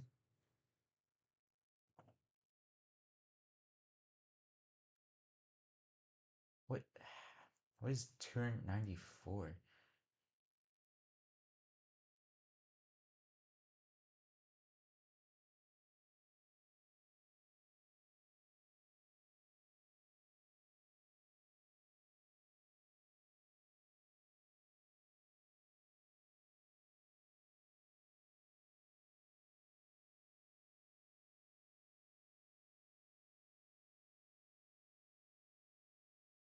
Oh, it's not -1. It's -1 minus the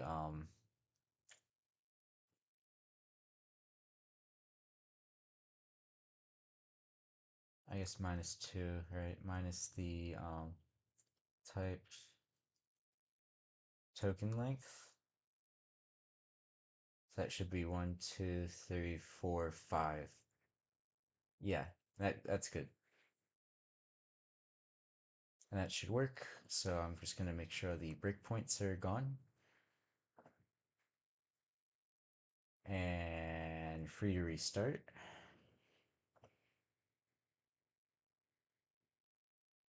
Ooh.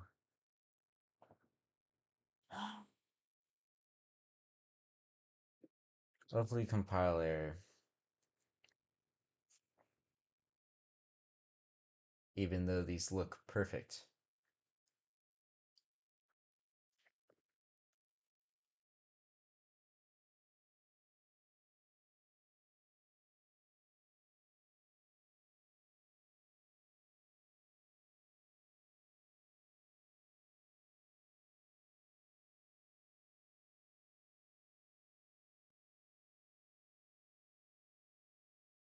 Alright, Google.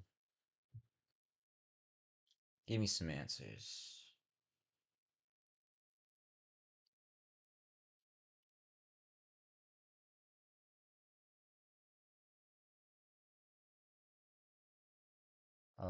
Make sure it includes that.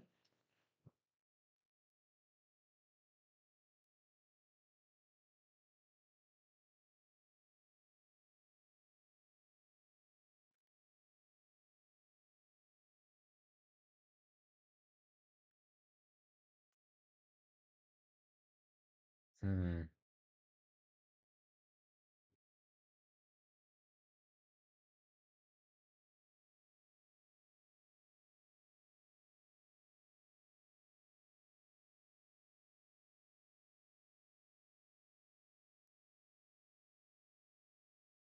All right.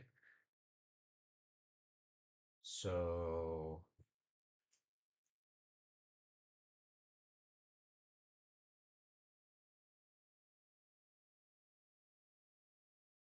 is there something wrong with the file?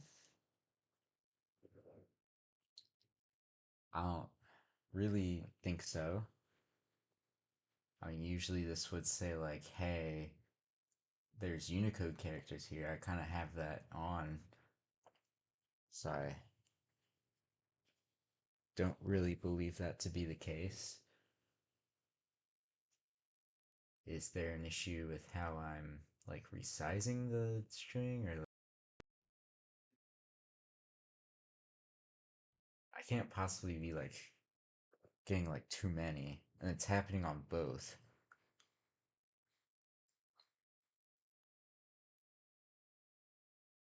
I mean, maybe by doing a race.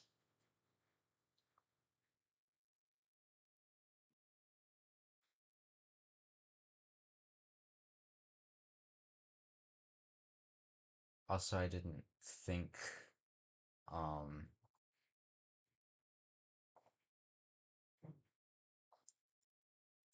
when it said start and end.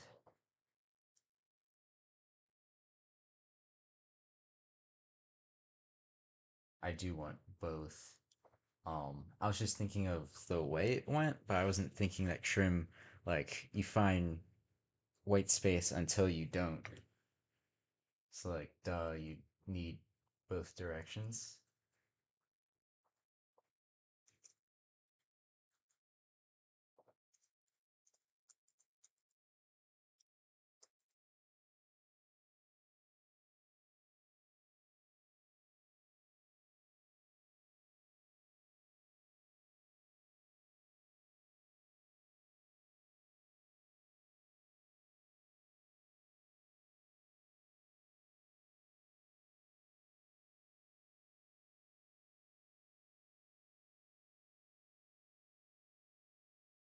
So what does that go to? Find if base weird.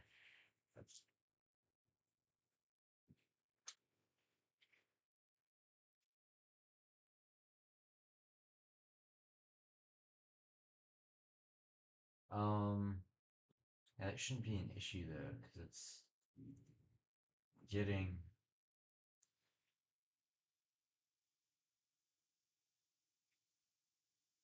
expanded lines so I can get the value and Python. Yeah, that and then two.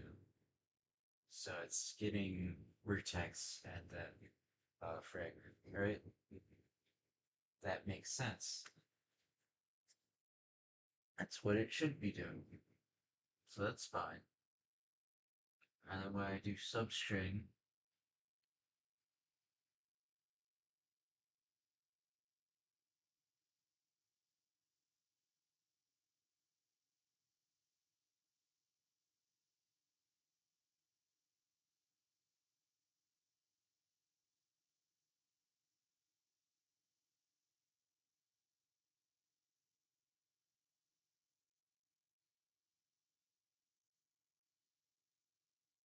you do that.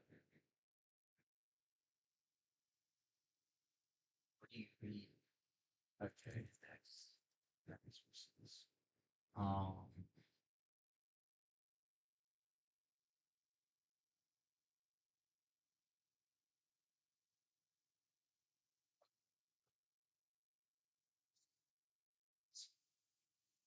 0 and ooh, 2. Yeah, it's not good.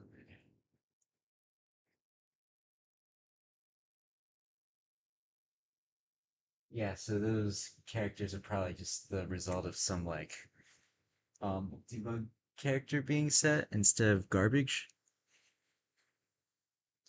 because it's memory I did actually assign to. And I'm running it in debug, so it's like let's just put this thing there a bunch of times, and I'm not experienced enough to just recognize that. So there goes like what, 30 minutes? That's fine. I'll keep it just in case. So what I do like a divide by two? Yeah.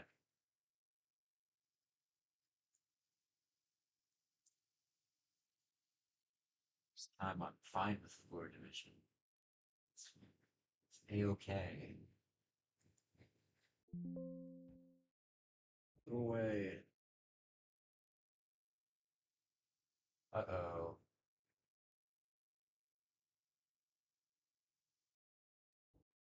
Getting the same non-convol.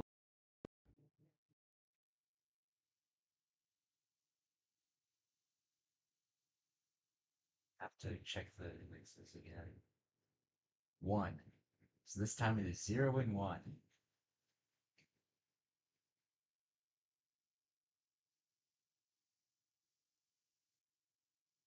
So,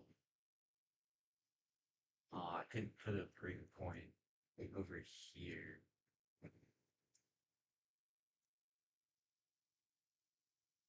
Here.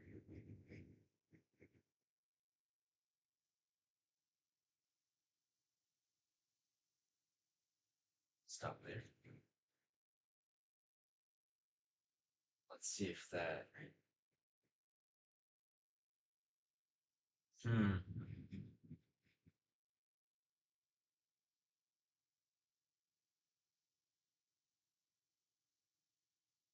Why would that be the case? Is the substring make it like an actual copy? I mean, it could be just like a view and not like an actual copy, and then I go out of scope and it's like, okay, that's done.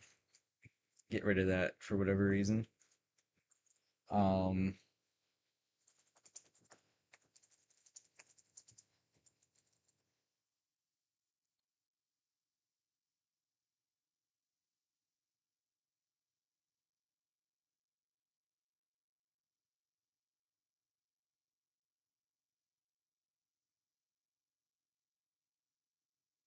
okay, it's a copy, so it's not that.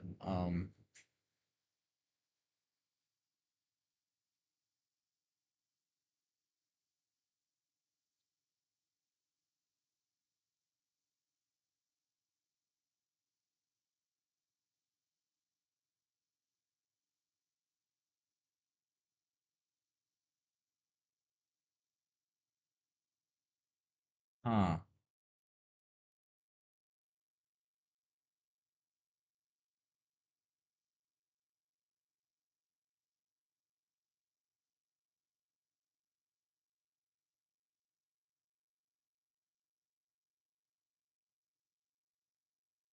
Just to check,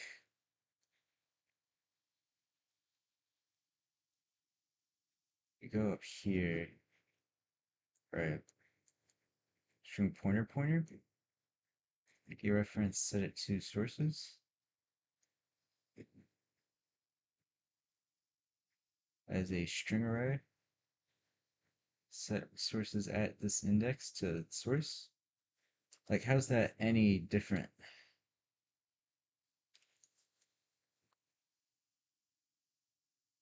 I don't get it.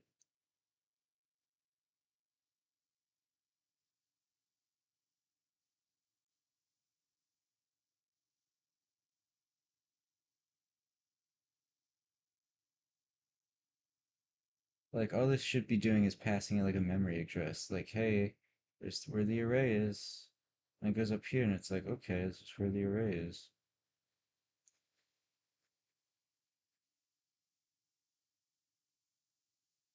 Let's do it like that.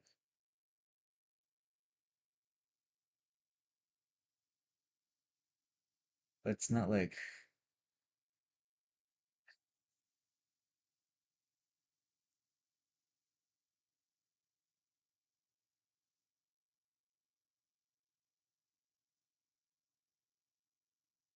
let's count. 2.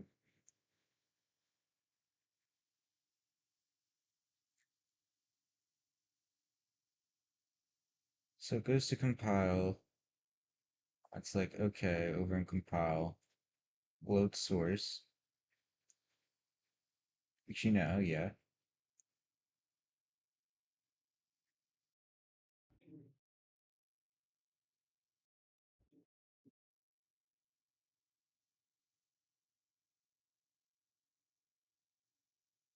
Clear allocate.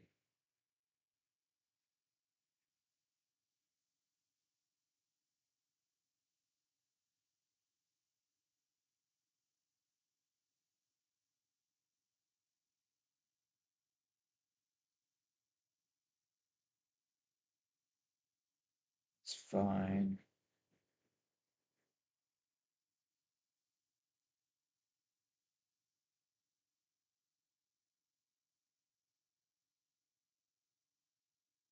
Um,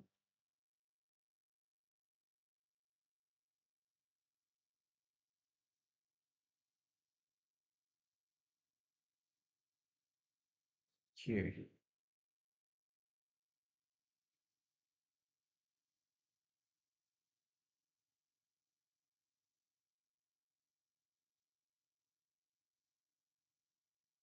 Oh, duh, I haven't passed over. Okay.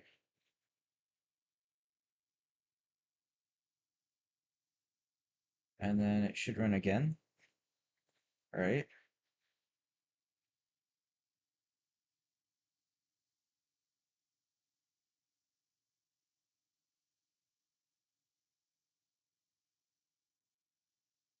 So the second one should be one layout and then one underscore color.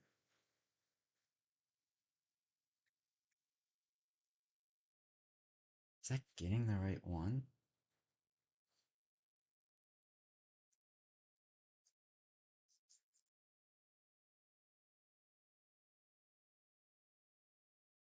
Layout out vec4 color uniform vec3 underscore color.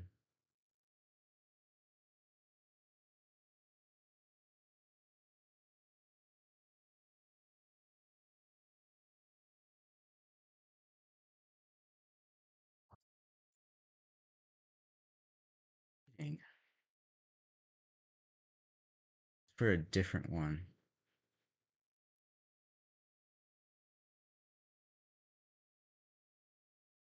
Um, hold on.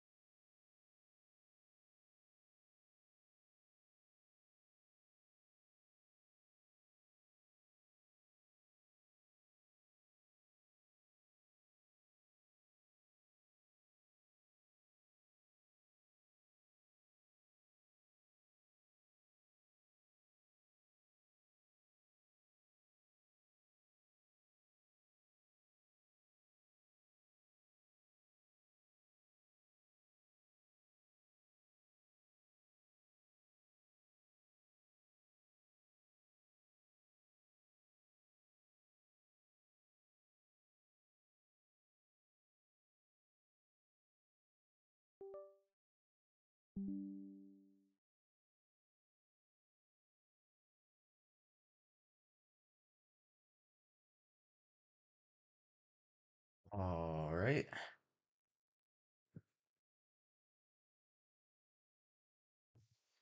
Got a charger for my phone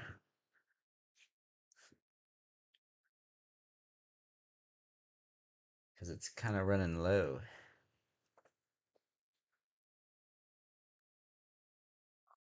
Here we go. What was I doing? Oh yeah, I need to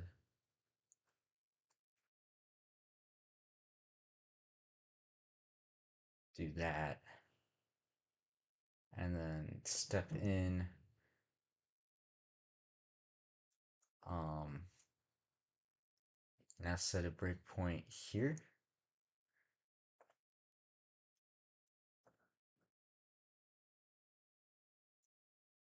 Version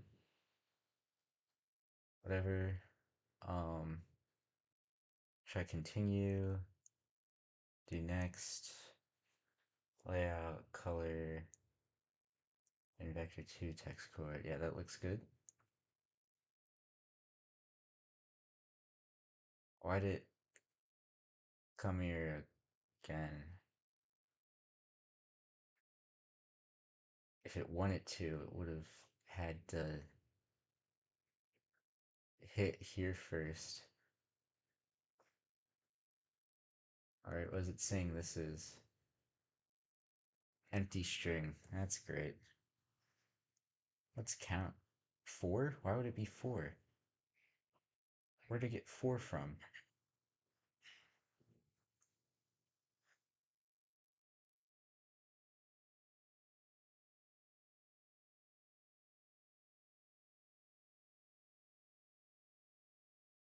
File name? Texture GLSL?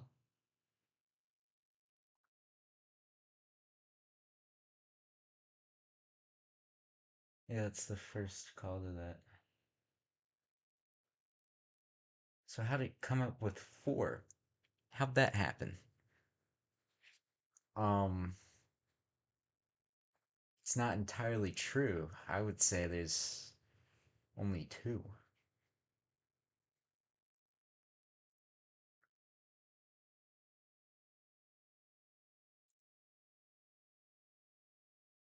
So, oh, uh,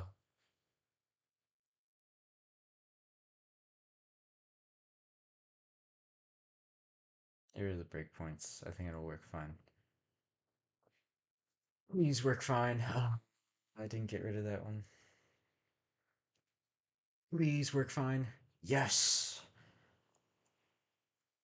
Works.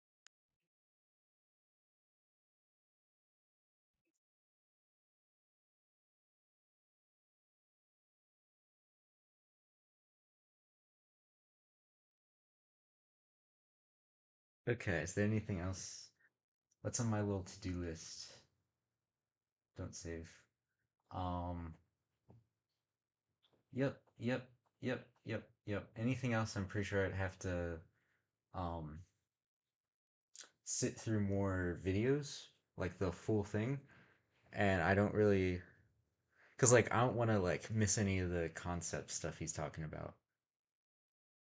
But I also don't want to just sit and watch like a 40-minute video on stream because I think that's kind of boring. Um,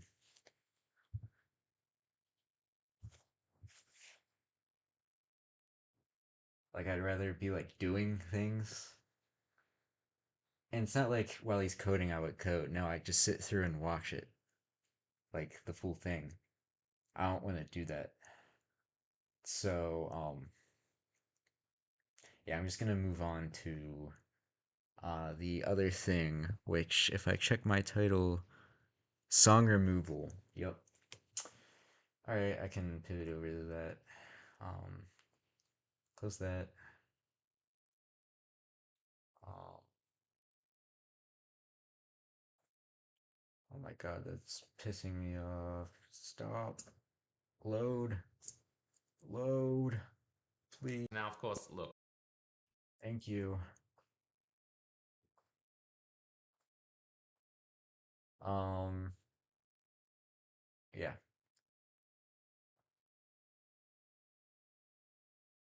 Pull this up.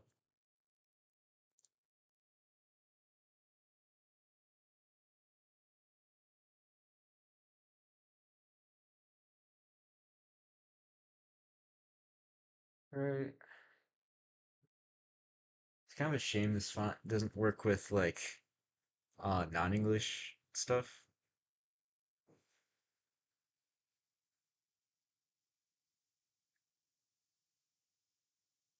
I mean, there's the current song command, so it's not the end of the world, but it would have been nice if like it actually showed up on the screen all the time. Why could I just get a different font? Um,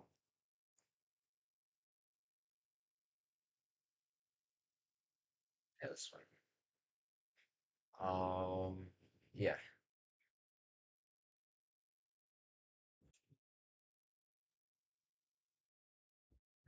And then, I mean, what would that be?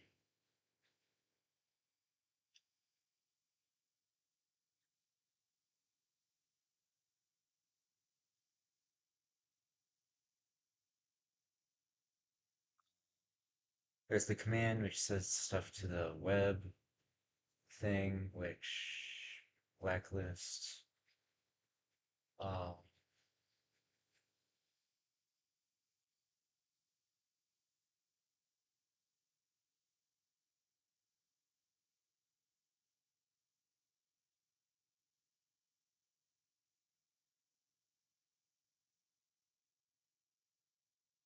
we'll assume that if it's already in, then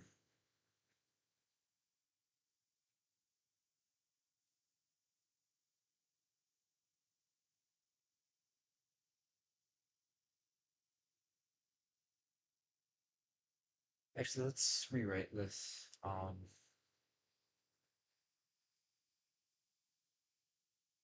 Yeah, way to rewrite that.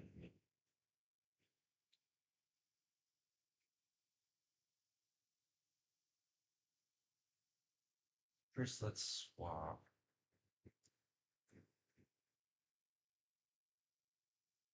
Um, get rid of that case entirely.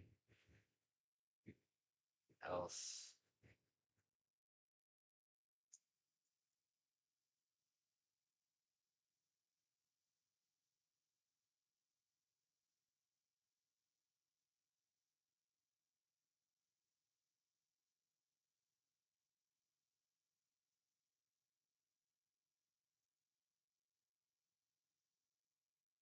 update.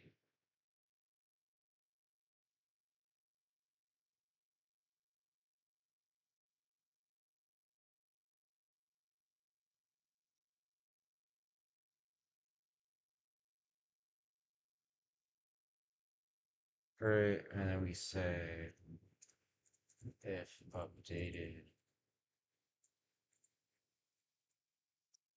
and then we do go through everything and just make sure it's all good.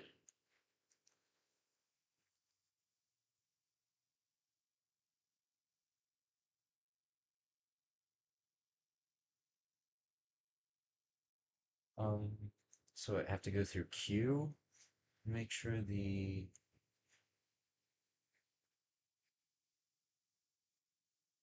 ID doesn't appear.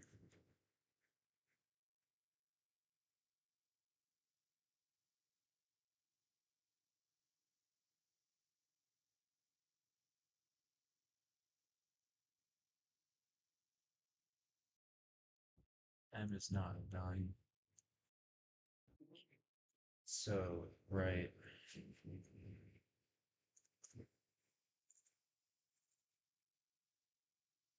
Um,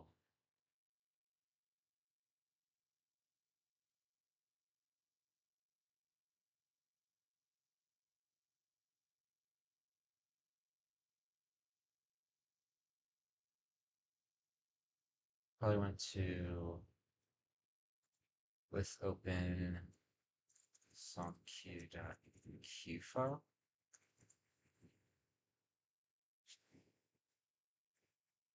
It'd be kind of tricky to have to stop it. So like, what does skip do?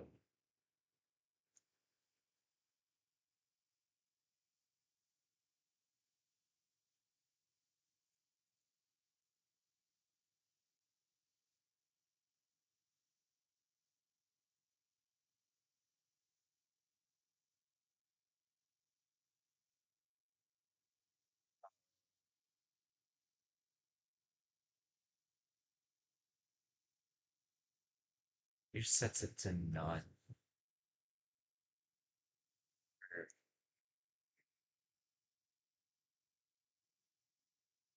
Yeah,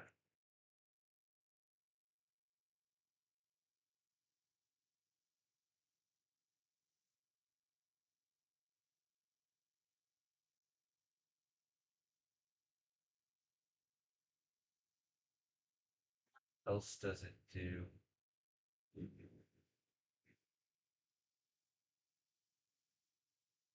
Song.done.set. Okay.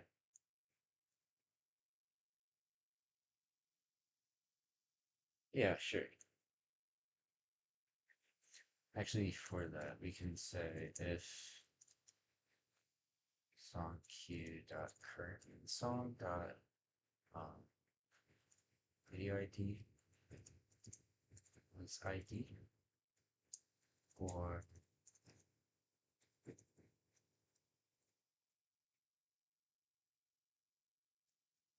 um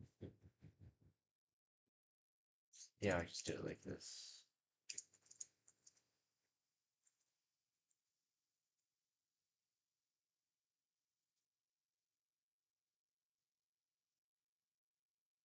So that could be true as well. Actually, that's unlikely.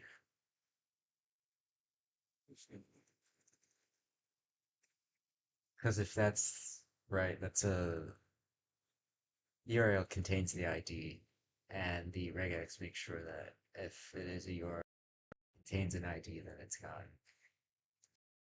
To check it like that.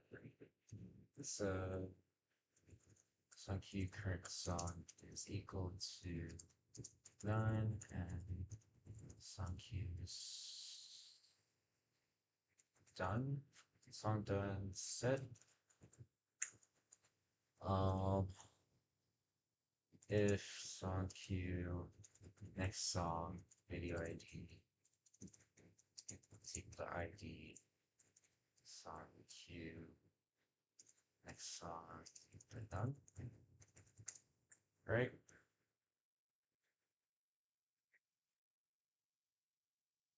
And I don't see any need to potentially add them to the playlist because if you're banning them, like obviously you don't want the song, so why would you want to ever put it on the playlist?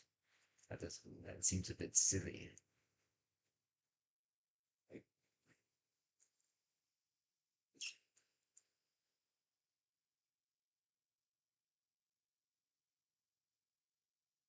and it's not. It is a bit kind of absurd. I mean, ideally, um, hmm,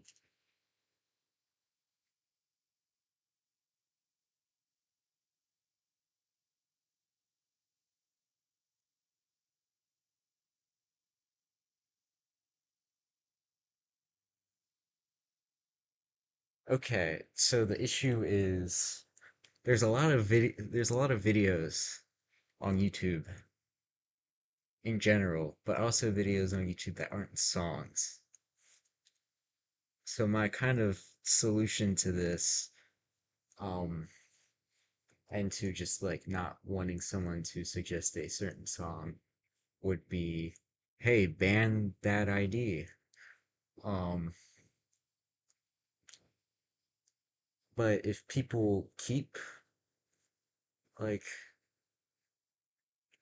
suggesting things that aren't songs, I mean, if they do it a bunch, you'd like time them out or ban them. Um, but like eventually, if you're not watching, it's gonna build up to like a lot of IDs, and it's gonna kind of make the config file like unusable.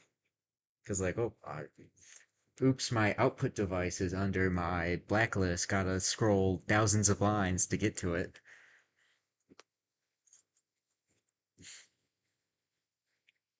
So I'm just wondering if I should make this its own file.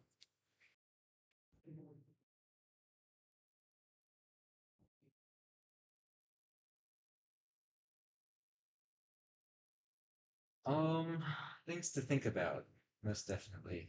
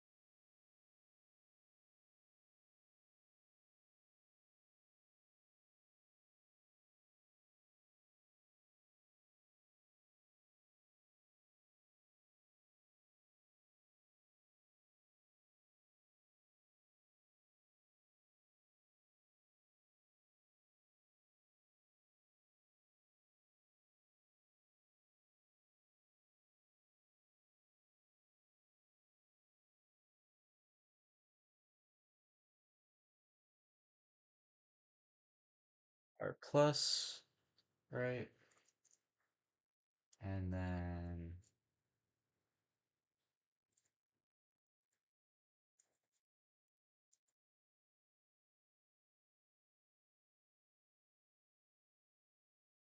probably have to seek, um, and then truncate, and then right, new line, join lines. I guess it technically hasn't happened yet, so I don't need to seek.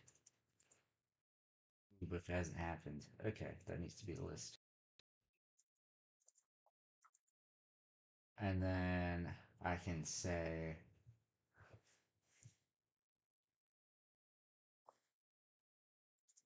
if lines and all lines.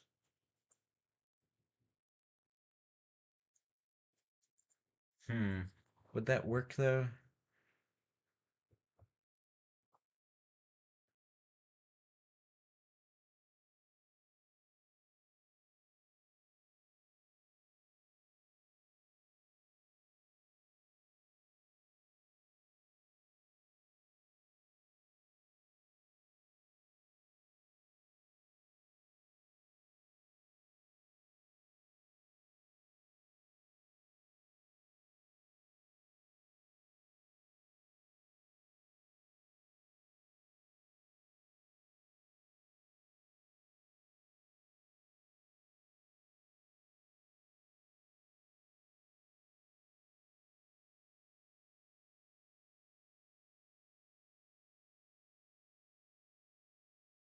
Yeah. Okay. And that should purge that song ID from like everywhere.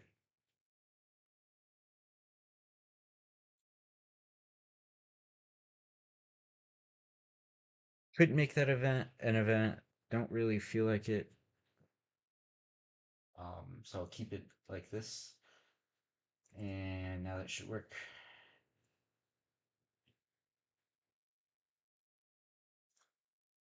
I don't want to interrupt this song though. Hmm.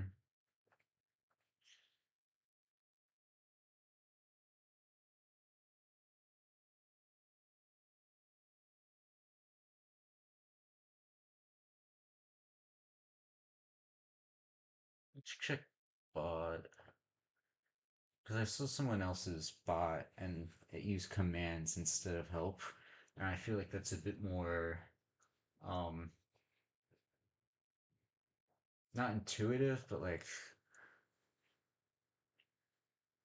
makes more sense. Then again, mine also gives help with commands. It's not just a command list. If it was, then commands would make sense. But mine also, like, if you were to do commands, links, that isn't really, or if you were to do help links, that makes sense, you know?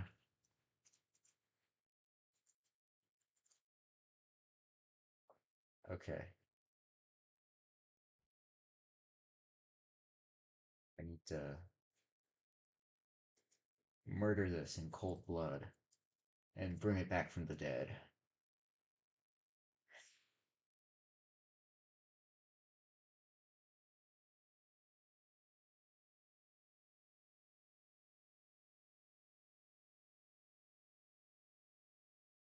Some formats may be missing, by the way.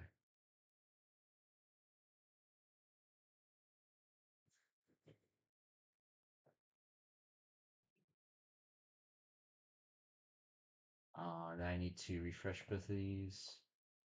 Enable persistence. Um, find a good song. Let's find some good music.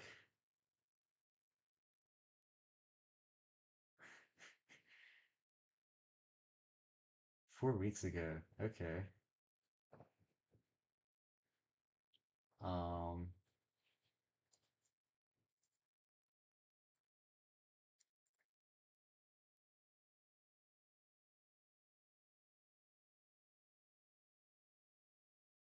get rid of PP.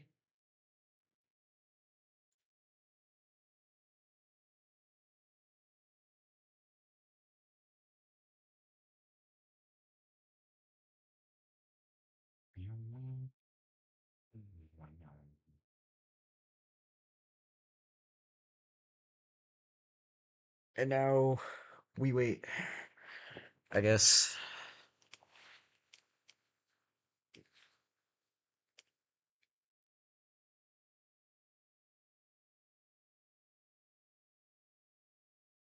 So I don't really want to skip this.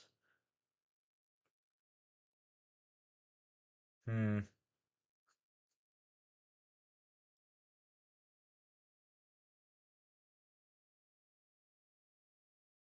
Hasn't reviewed this yet. I don't know what he's doing. If he went like to somewhere for the weekend, it's fine. Um, there's a Discord for this though.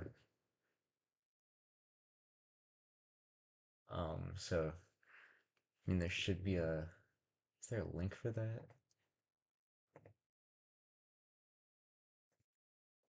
If I spelled it right. Um, but yeah, there's that for the Discord.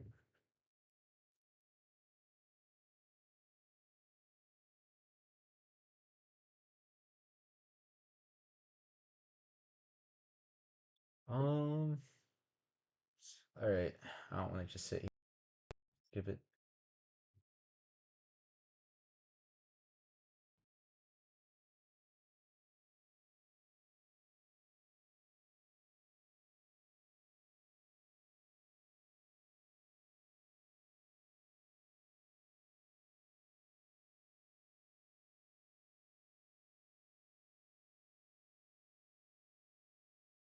Band song, right?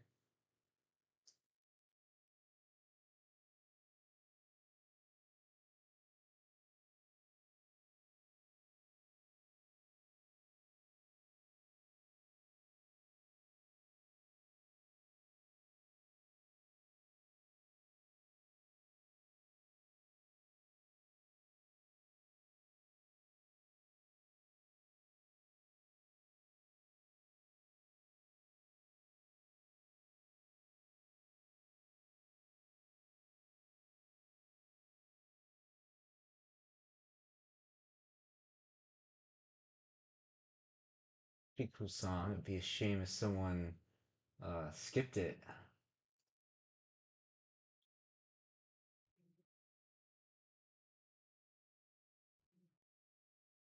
Well,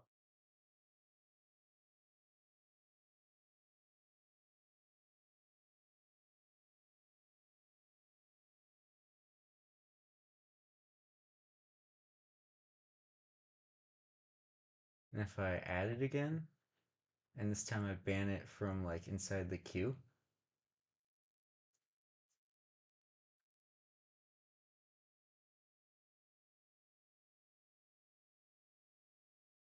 Oh, the song is banned. Okay.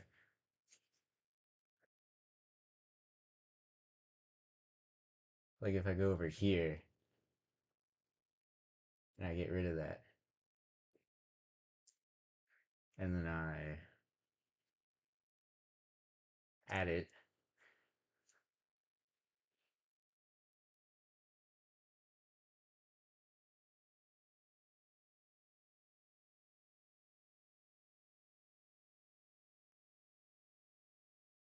and then I ban it,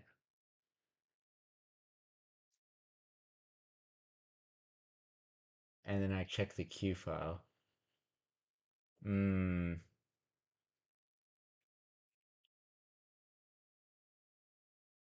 why didn't that work? Well, I have the rest of this song to figure out. I guess I could just pause it, but time limit, go. Or no, even if I update this, it's fine. Um, if it doesn't start with ID, it should have grabbed, because I checked the config, right? It grabbed that. It's an issue of lowercasing? Nope. In fact, if we take this, copy it, you do Control F, paste, it's there. It is definitely there. So what went wrong?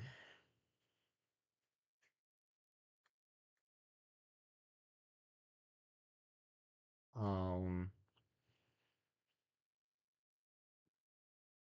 it's weird.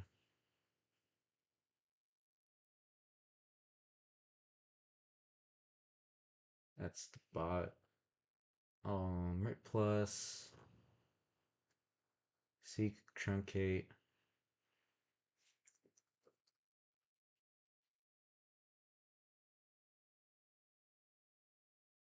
Print ID in lines.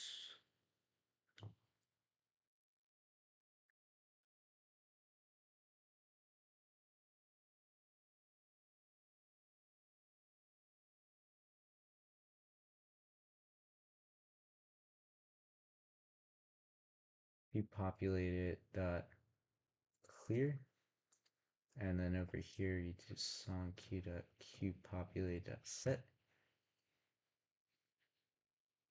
Should be making sure to set and clear that flag whenever you get the chance,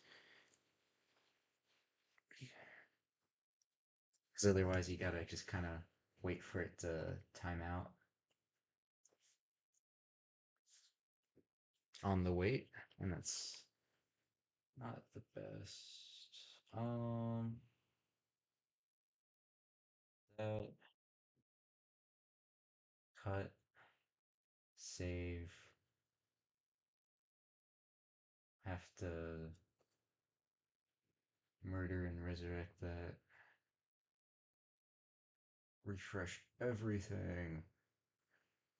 Re-enable persistence.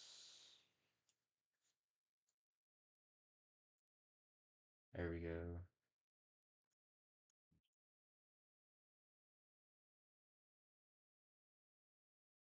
And then once it has a next song loaded, I'll add the thing back to the queue.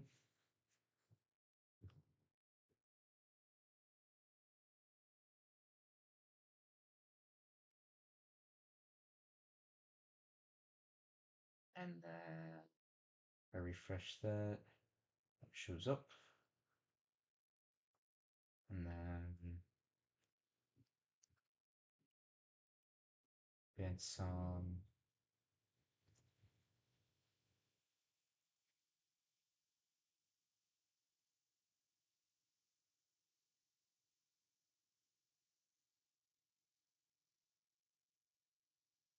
Let's just try that.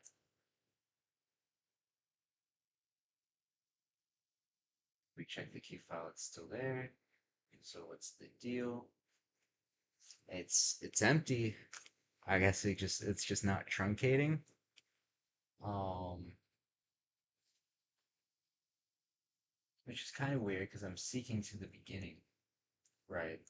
Am I not calling truncate correctly?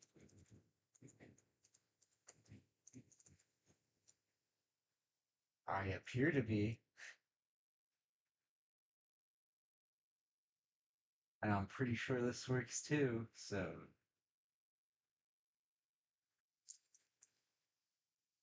who knows?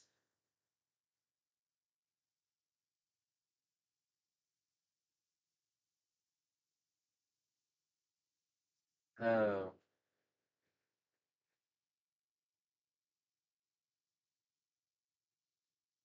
uh,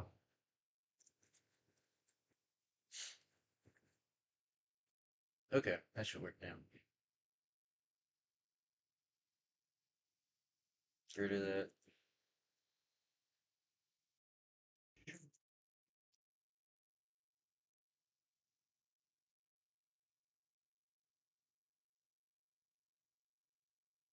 Start this back up. Fresh. Oh, that just popped up immediately. Let it get some VTrack stuff going.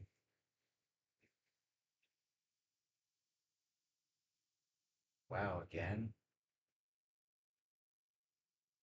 It's a bit silly. Load another song. Go faster. Load. Oh, great. It double loaded. That's not the worst thing.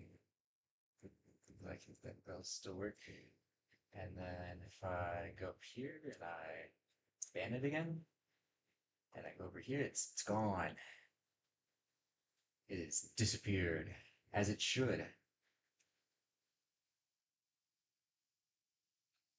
Then I unban it. So I didn't really get to listen to that all the way through, and I was kind of liking it. Uh, that again.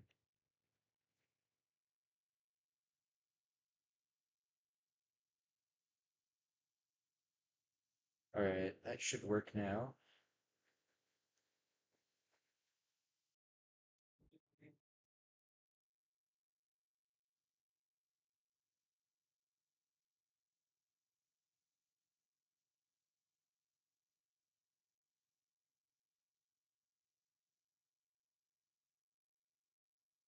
Alright. Only open that for it's 30. Hmm. I guess I could bring this back up.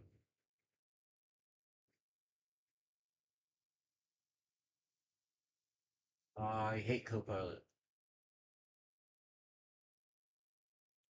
Ah yes, I love writing code. Let me let the AI do it for me, and I can have less fun.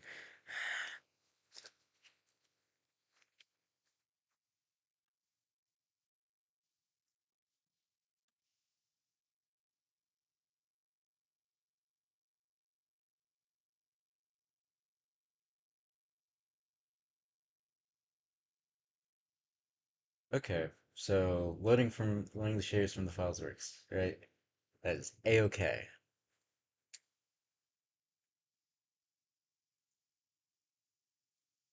Um,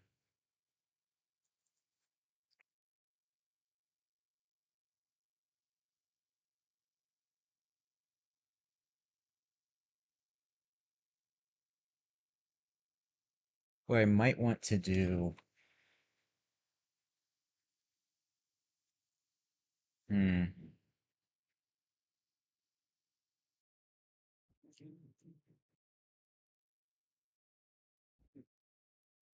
add a copy function to the shader.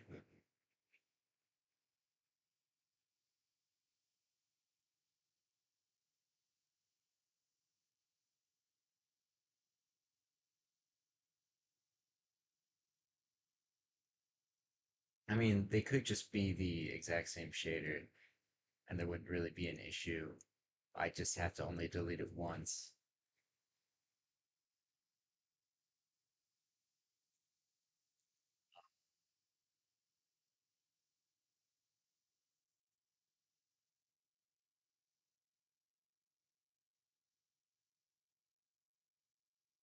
Was that,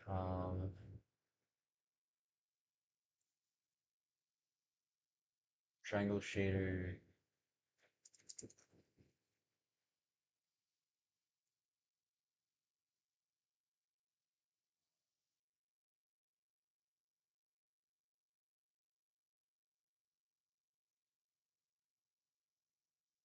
I'm gonna do it like that, it's kind of pointless. I can just directly assign those, and then, yeah, that should still be null pointer. The first time that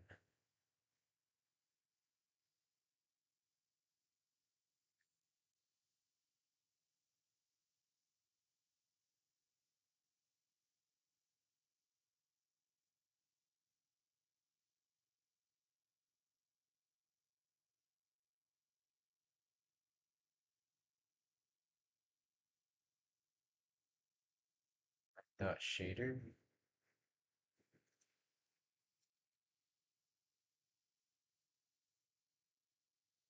texture shader is poly texture shader. In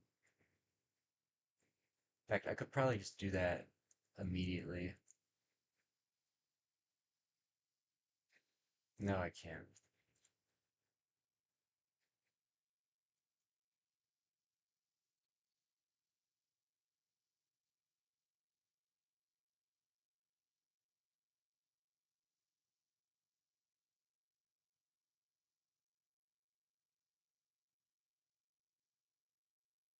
And then I'd have to do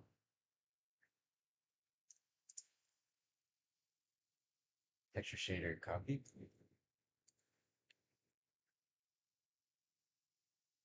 And I mean, like, how would that work?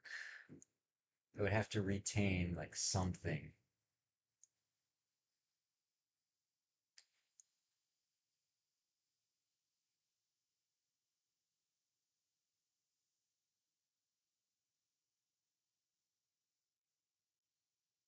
Um,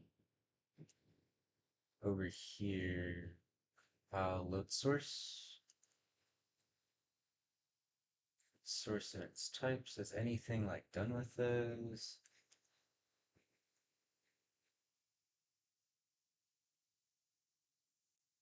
I would have to make its own like arrays for that because I can't really trust what gets sent to it because that might be like freed. It's not owned by the shader necessarily.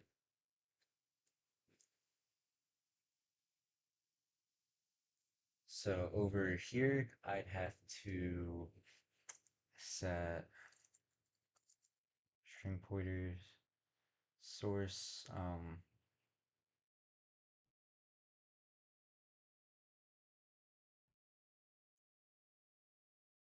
or not that, but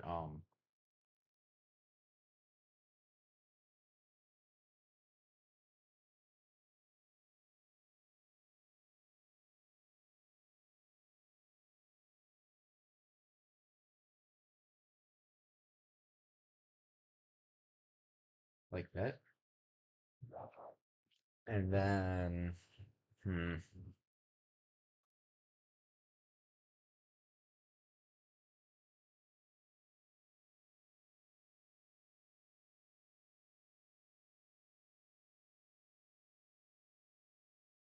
get rid of that.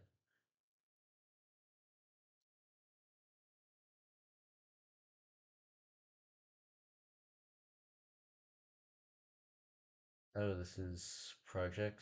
Go to current document and get rid of that. Go back. All right, that's the only time that returns true. Um, hmm. Blah blah blah blah blah.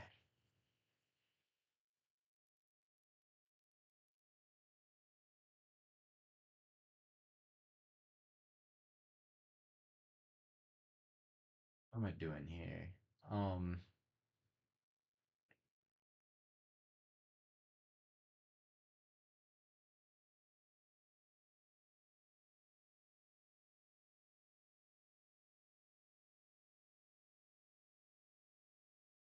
what's the count?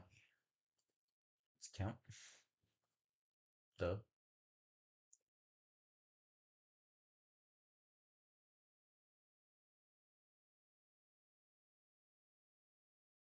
So allocate the space for those, and then for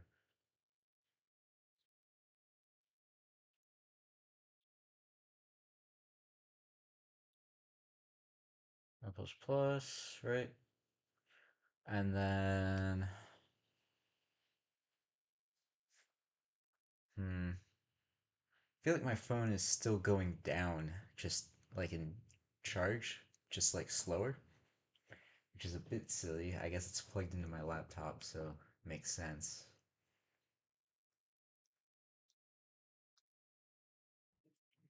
Um,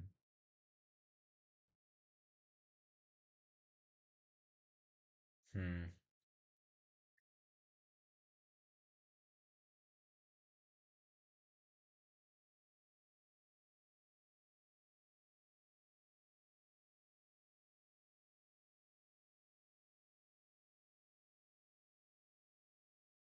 Can I technically do a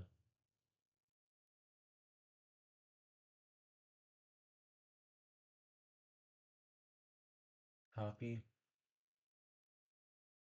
Oh, that's like the.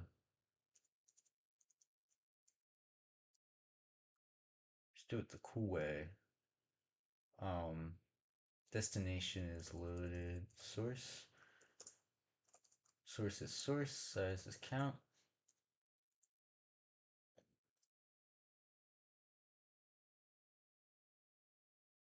Oh, that's size. Size of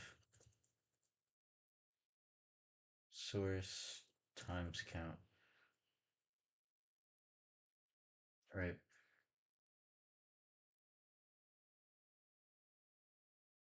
Or it would be source 0. Right, that's how many bytes it needs to copy.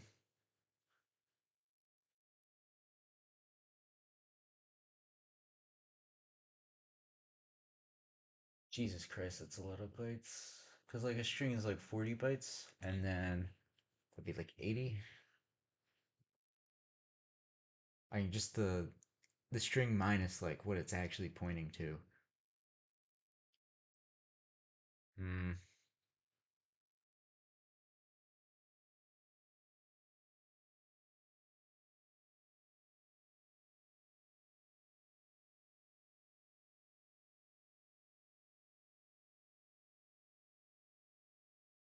I don't know if I can probably be done for the int, but string is such like a black box to me. Like what it's doing is like copy constructors and shit. I don't know if I can safely do that.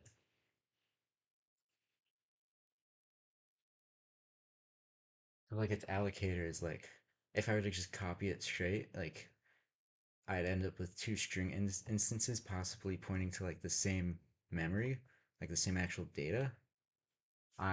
And then if one of them ends up getting free, then the other one would like point to garbage.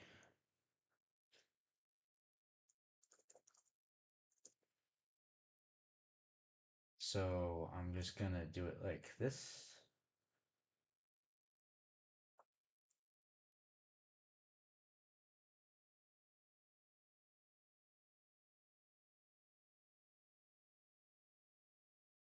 Right?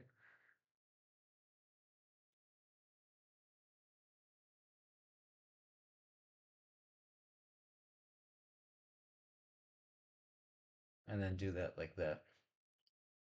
So why not? Surely it'll be just fine.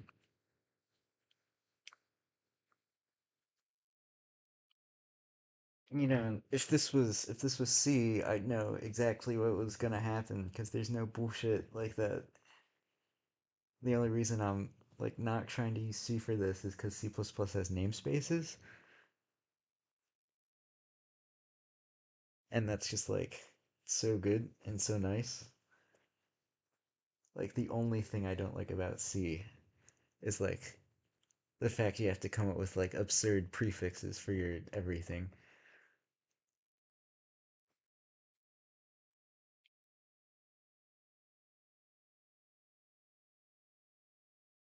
If like you're trying to make like a library. Um, that should work. And then if I go over to shader and I say virtual shader pointer copy, right? Has to be virtual because who knows how it wants to be copied. And I set it to 0.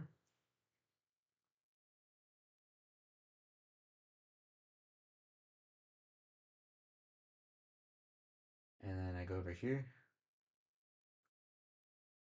and we say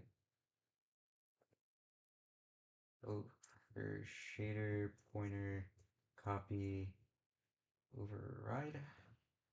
And then we go up here and under read from file above bind we have shader pointer glfw shader copy, and that will basically just go and compile another shader.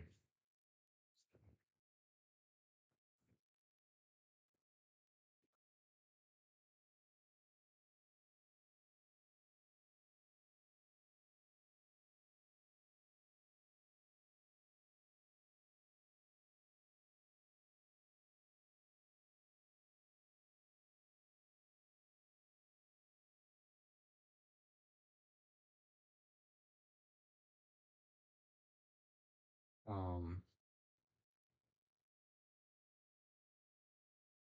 and then the deconstructor, it's gonna have to,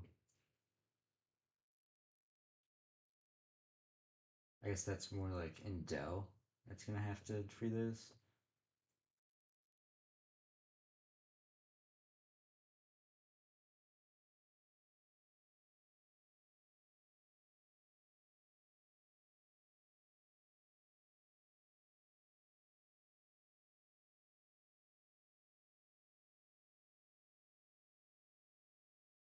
It's loaded source, it's loaded types, and it's loaded count. It'll go and it'll create a new one. Or not, I guess. Oh, yep. Nope, it won't do that with create. Um, shader pointer,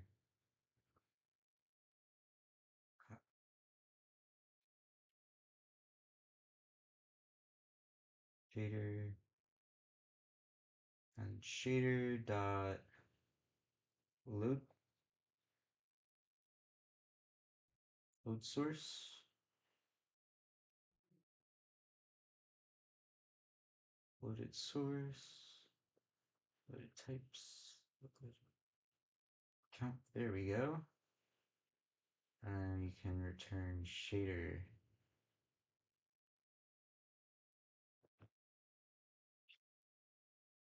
really should be able to do if loaded count and then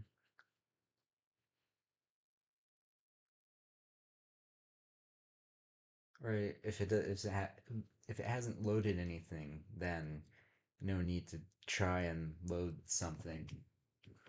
Just return. In fact, that probably just won't even work. Um, Down to del. Delete that. And since that's not pointing to anything, set ID to 0. Set loaded or delete loaded source. Delete loaded types. And then loaded source. Null pointer. Loaded types. It's null pointer. Loaded count. 0.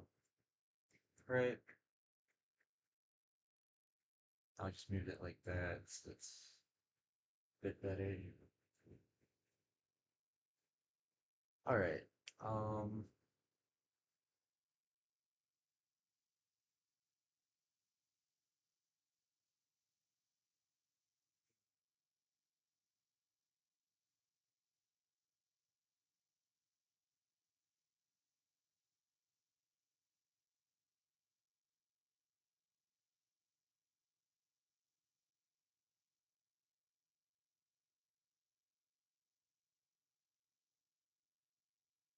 Now I should be able to. Hmm.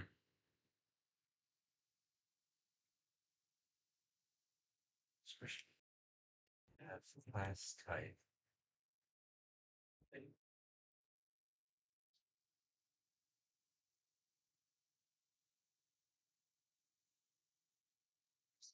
Freaking out.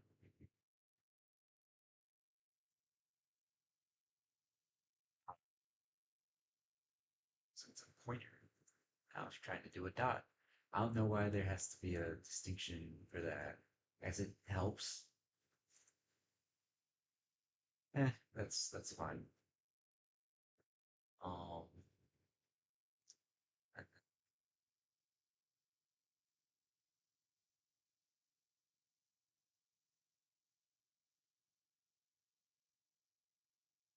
to be nice on myself, I'll actually use texture shader for one of these, so I don't have to do a third delete.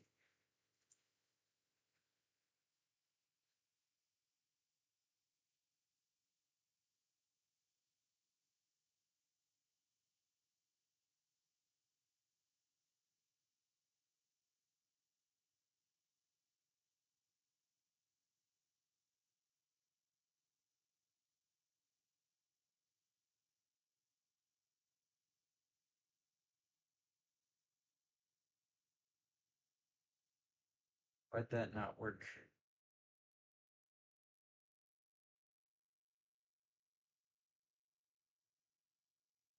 Then spell it right. Shanders. That's so great.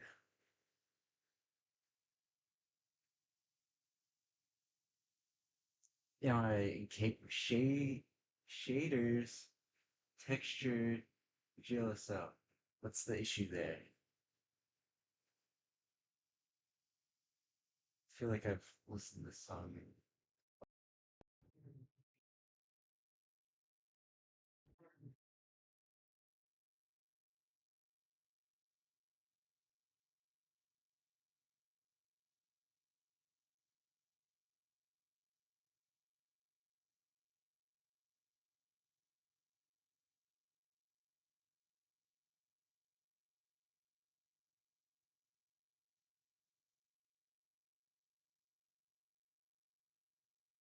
Yeah, what, did I not like spell this right? Shaders. Shaders.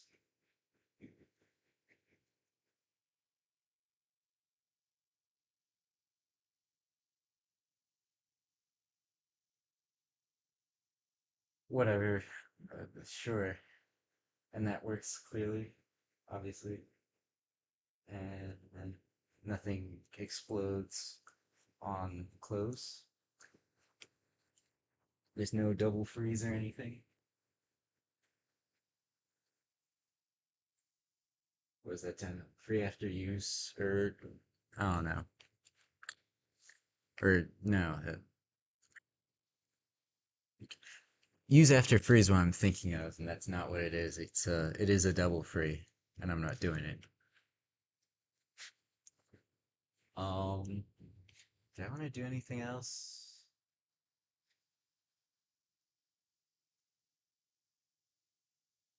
Not really.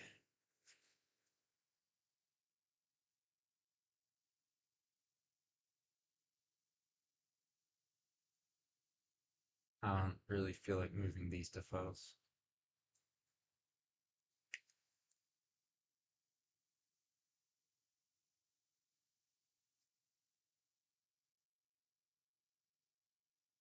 All right, probably gonna go eat something or whatever.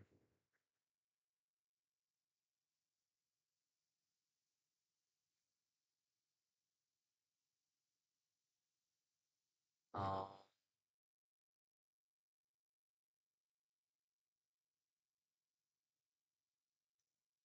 is that? Yeah, cool. All right.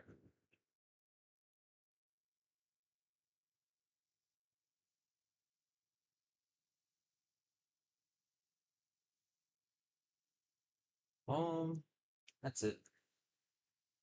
It's cool. Nice stream. I mean, except for the fact that my bugged, but whatever. Got some progress done, and I'll just have to watch a few more tutorial videos from the whole thing, and then like it looks like I'll have to watch one, two, probably like two or three, maybe four. Probably only one for the next pull request, and then um after that, like probably the next three or so for another pull request. Yeah, that's what it looks like. And then I'll have to push my changes for what I did with the bot.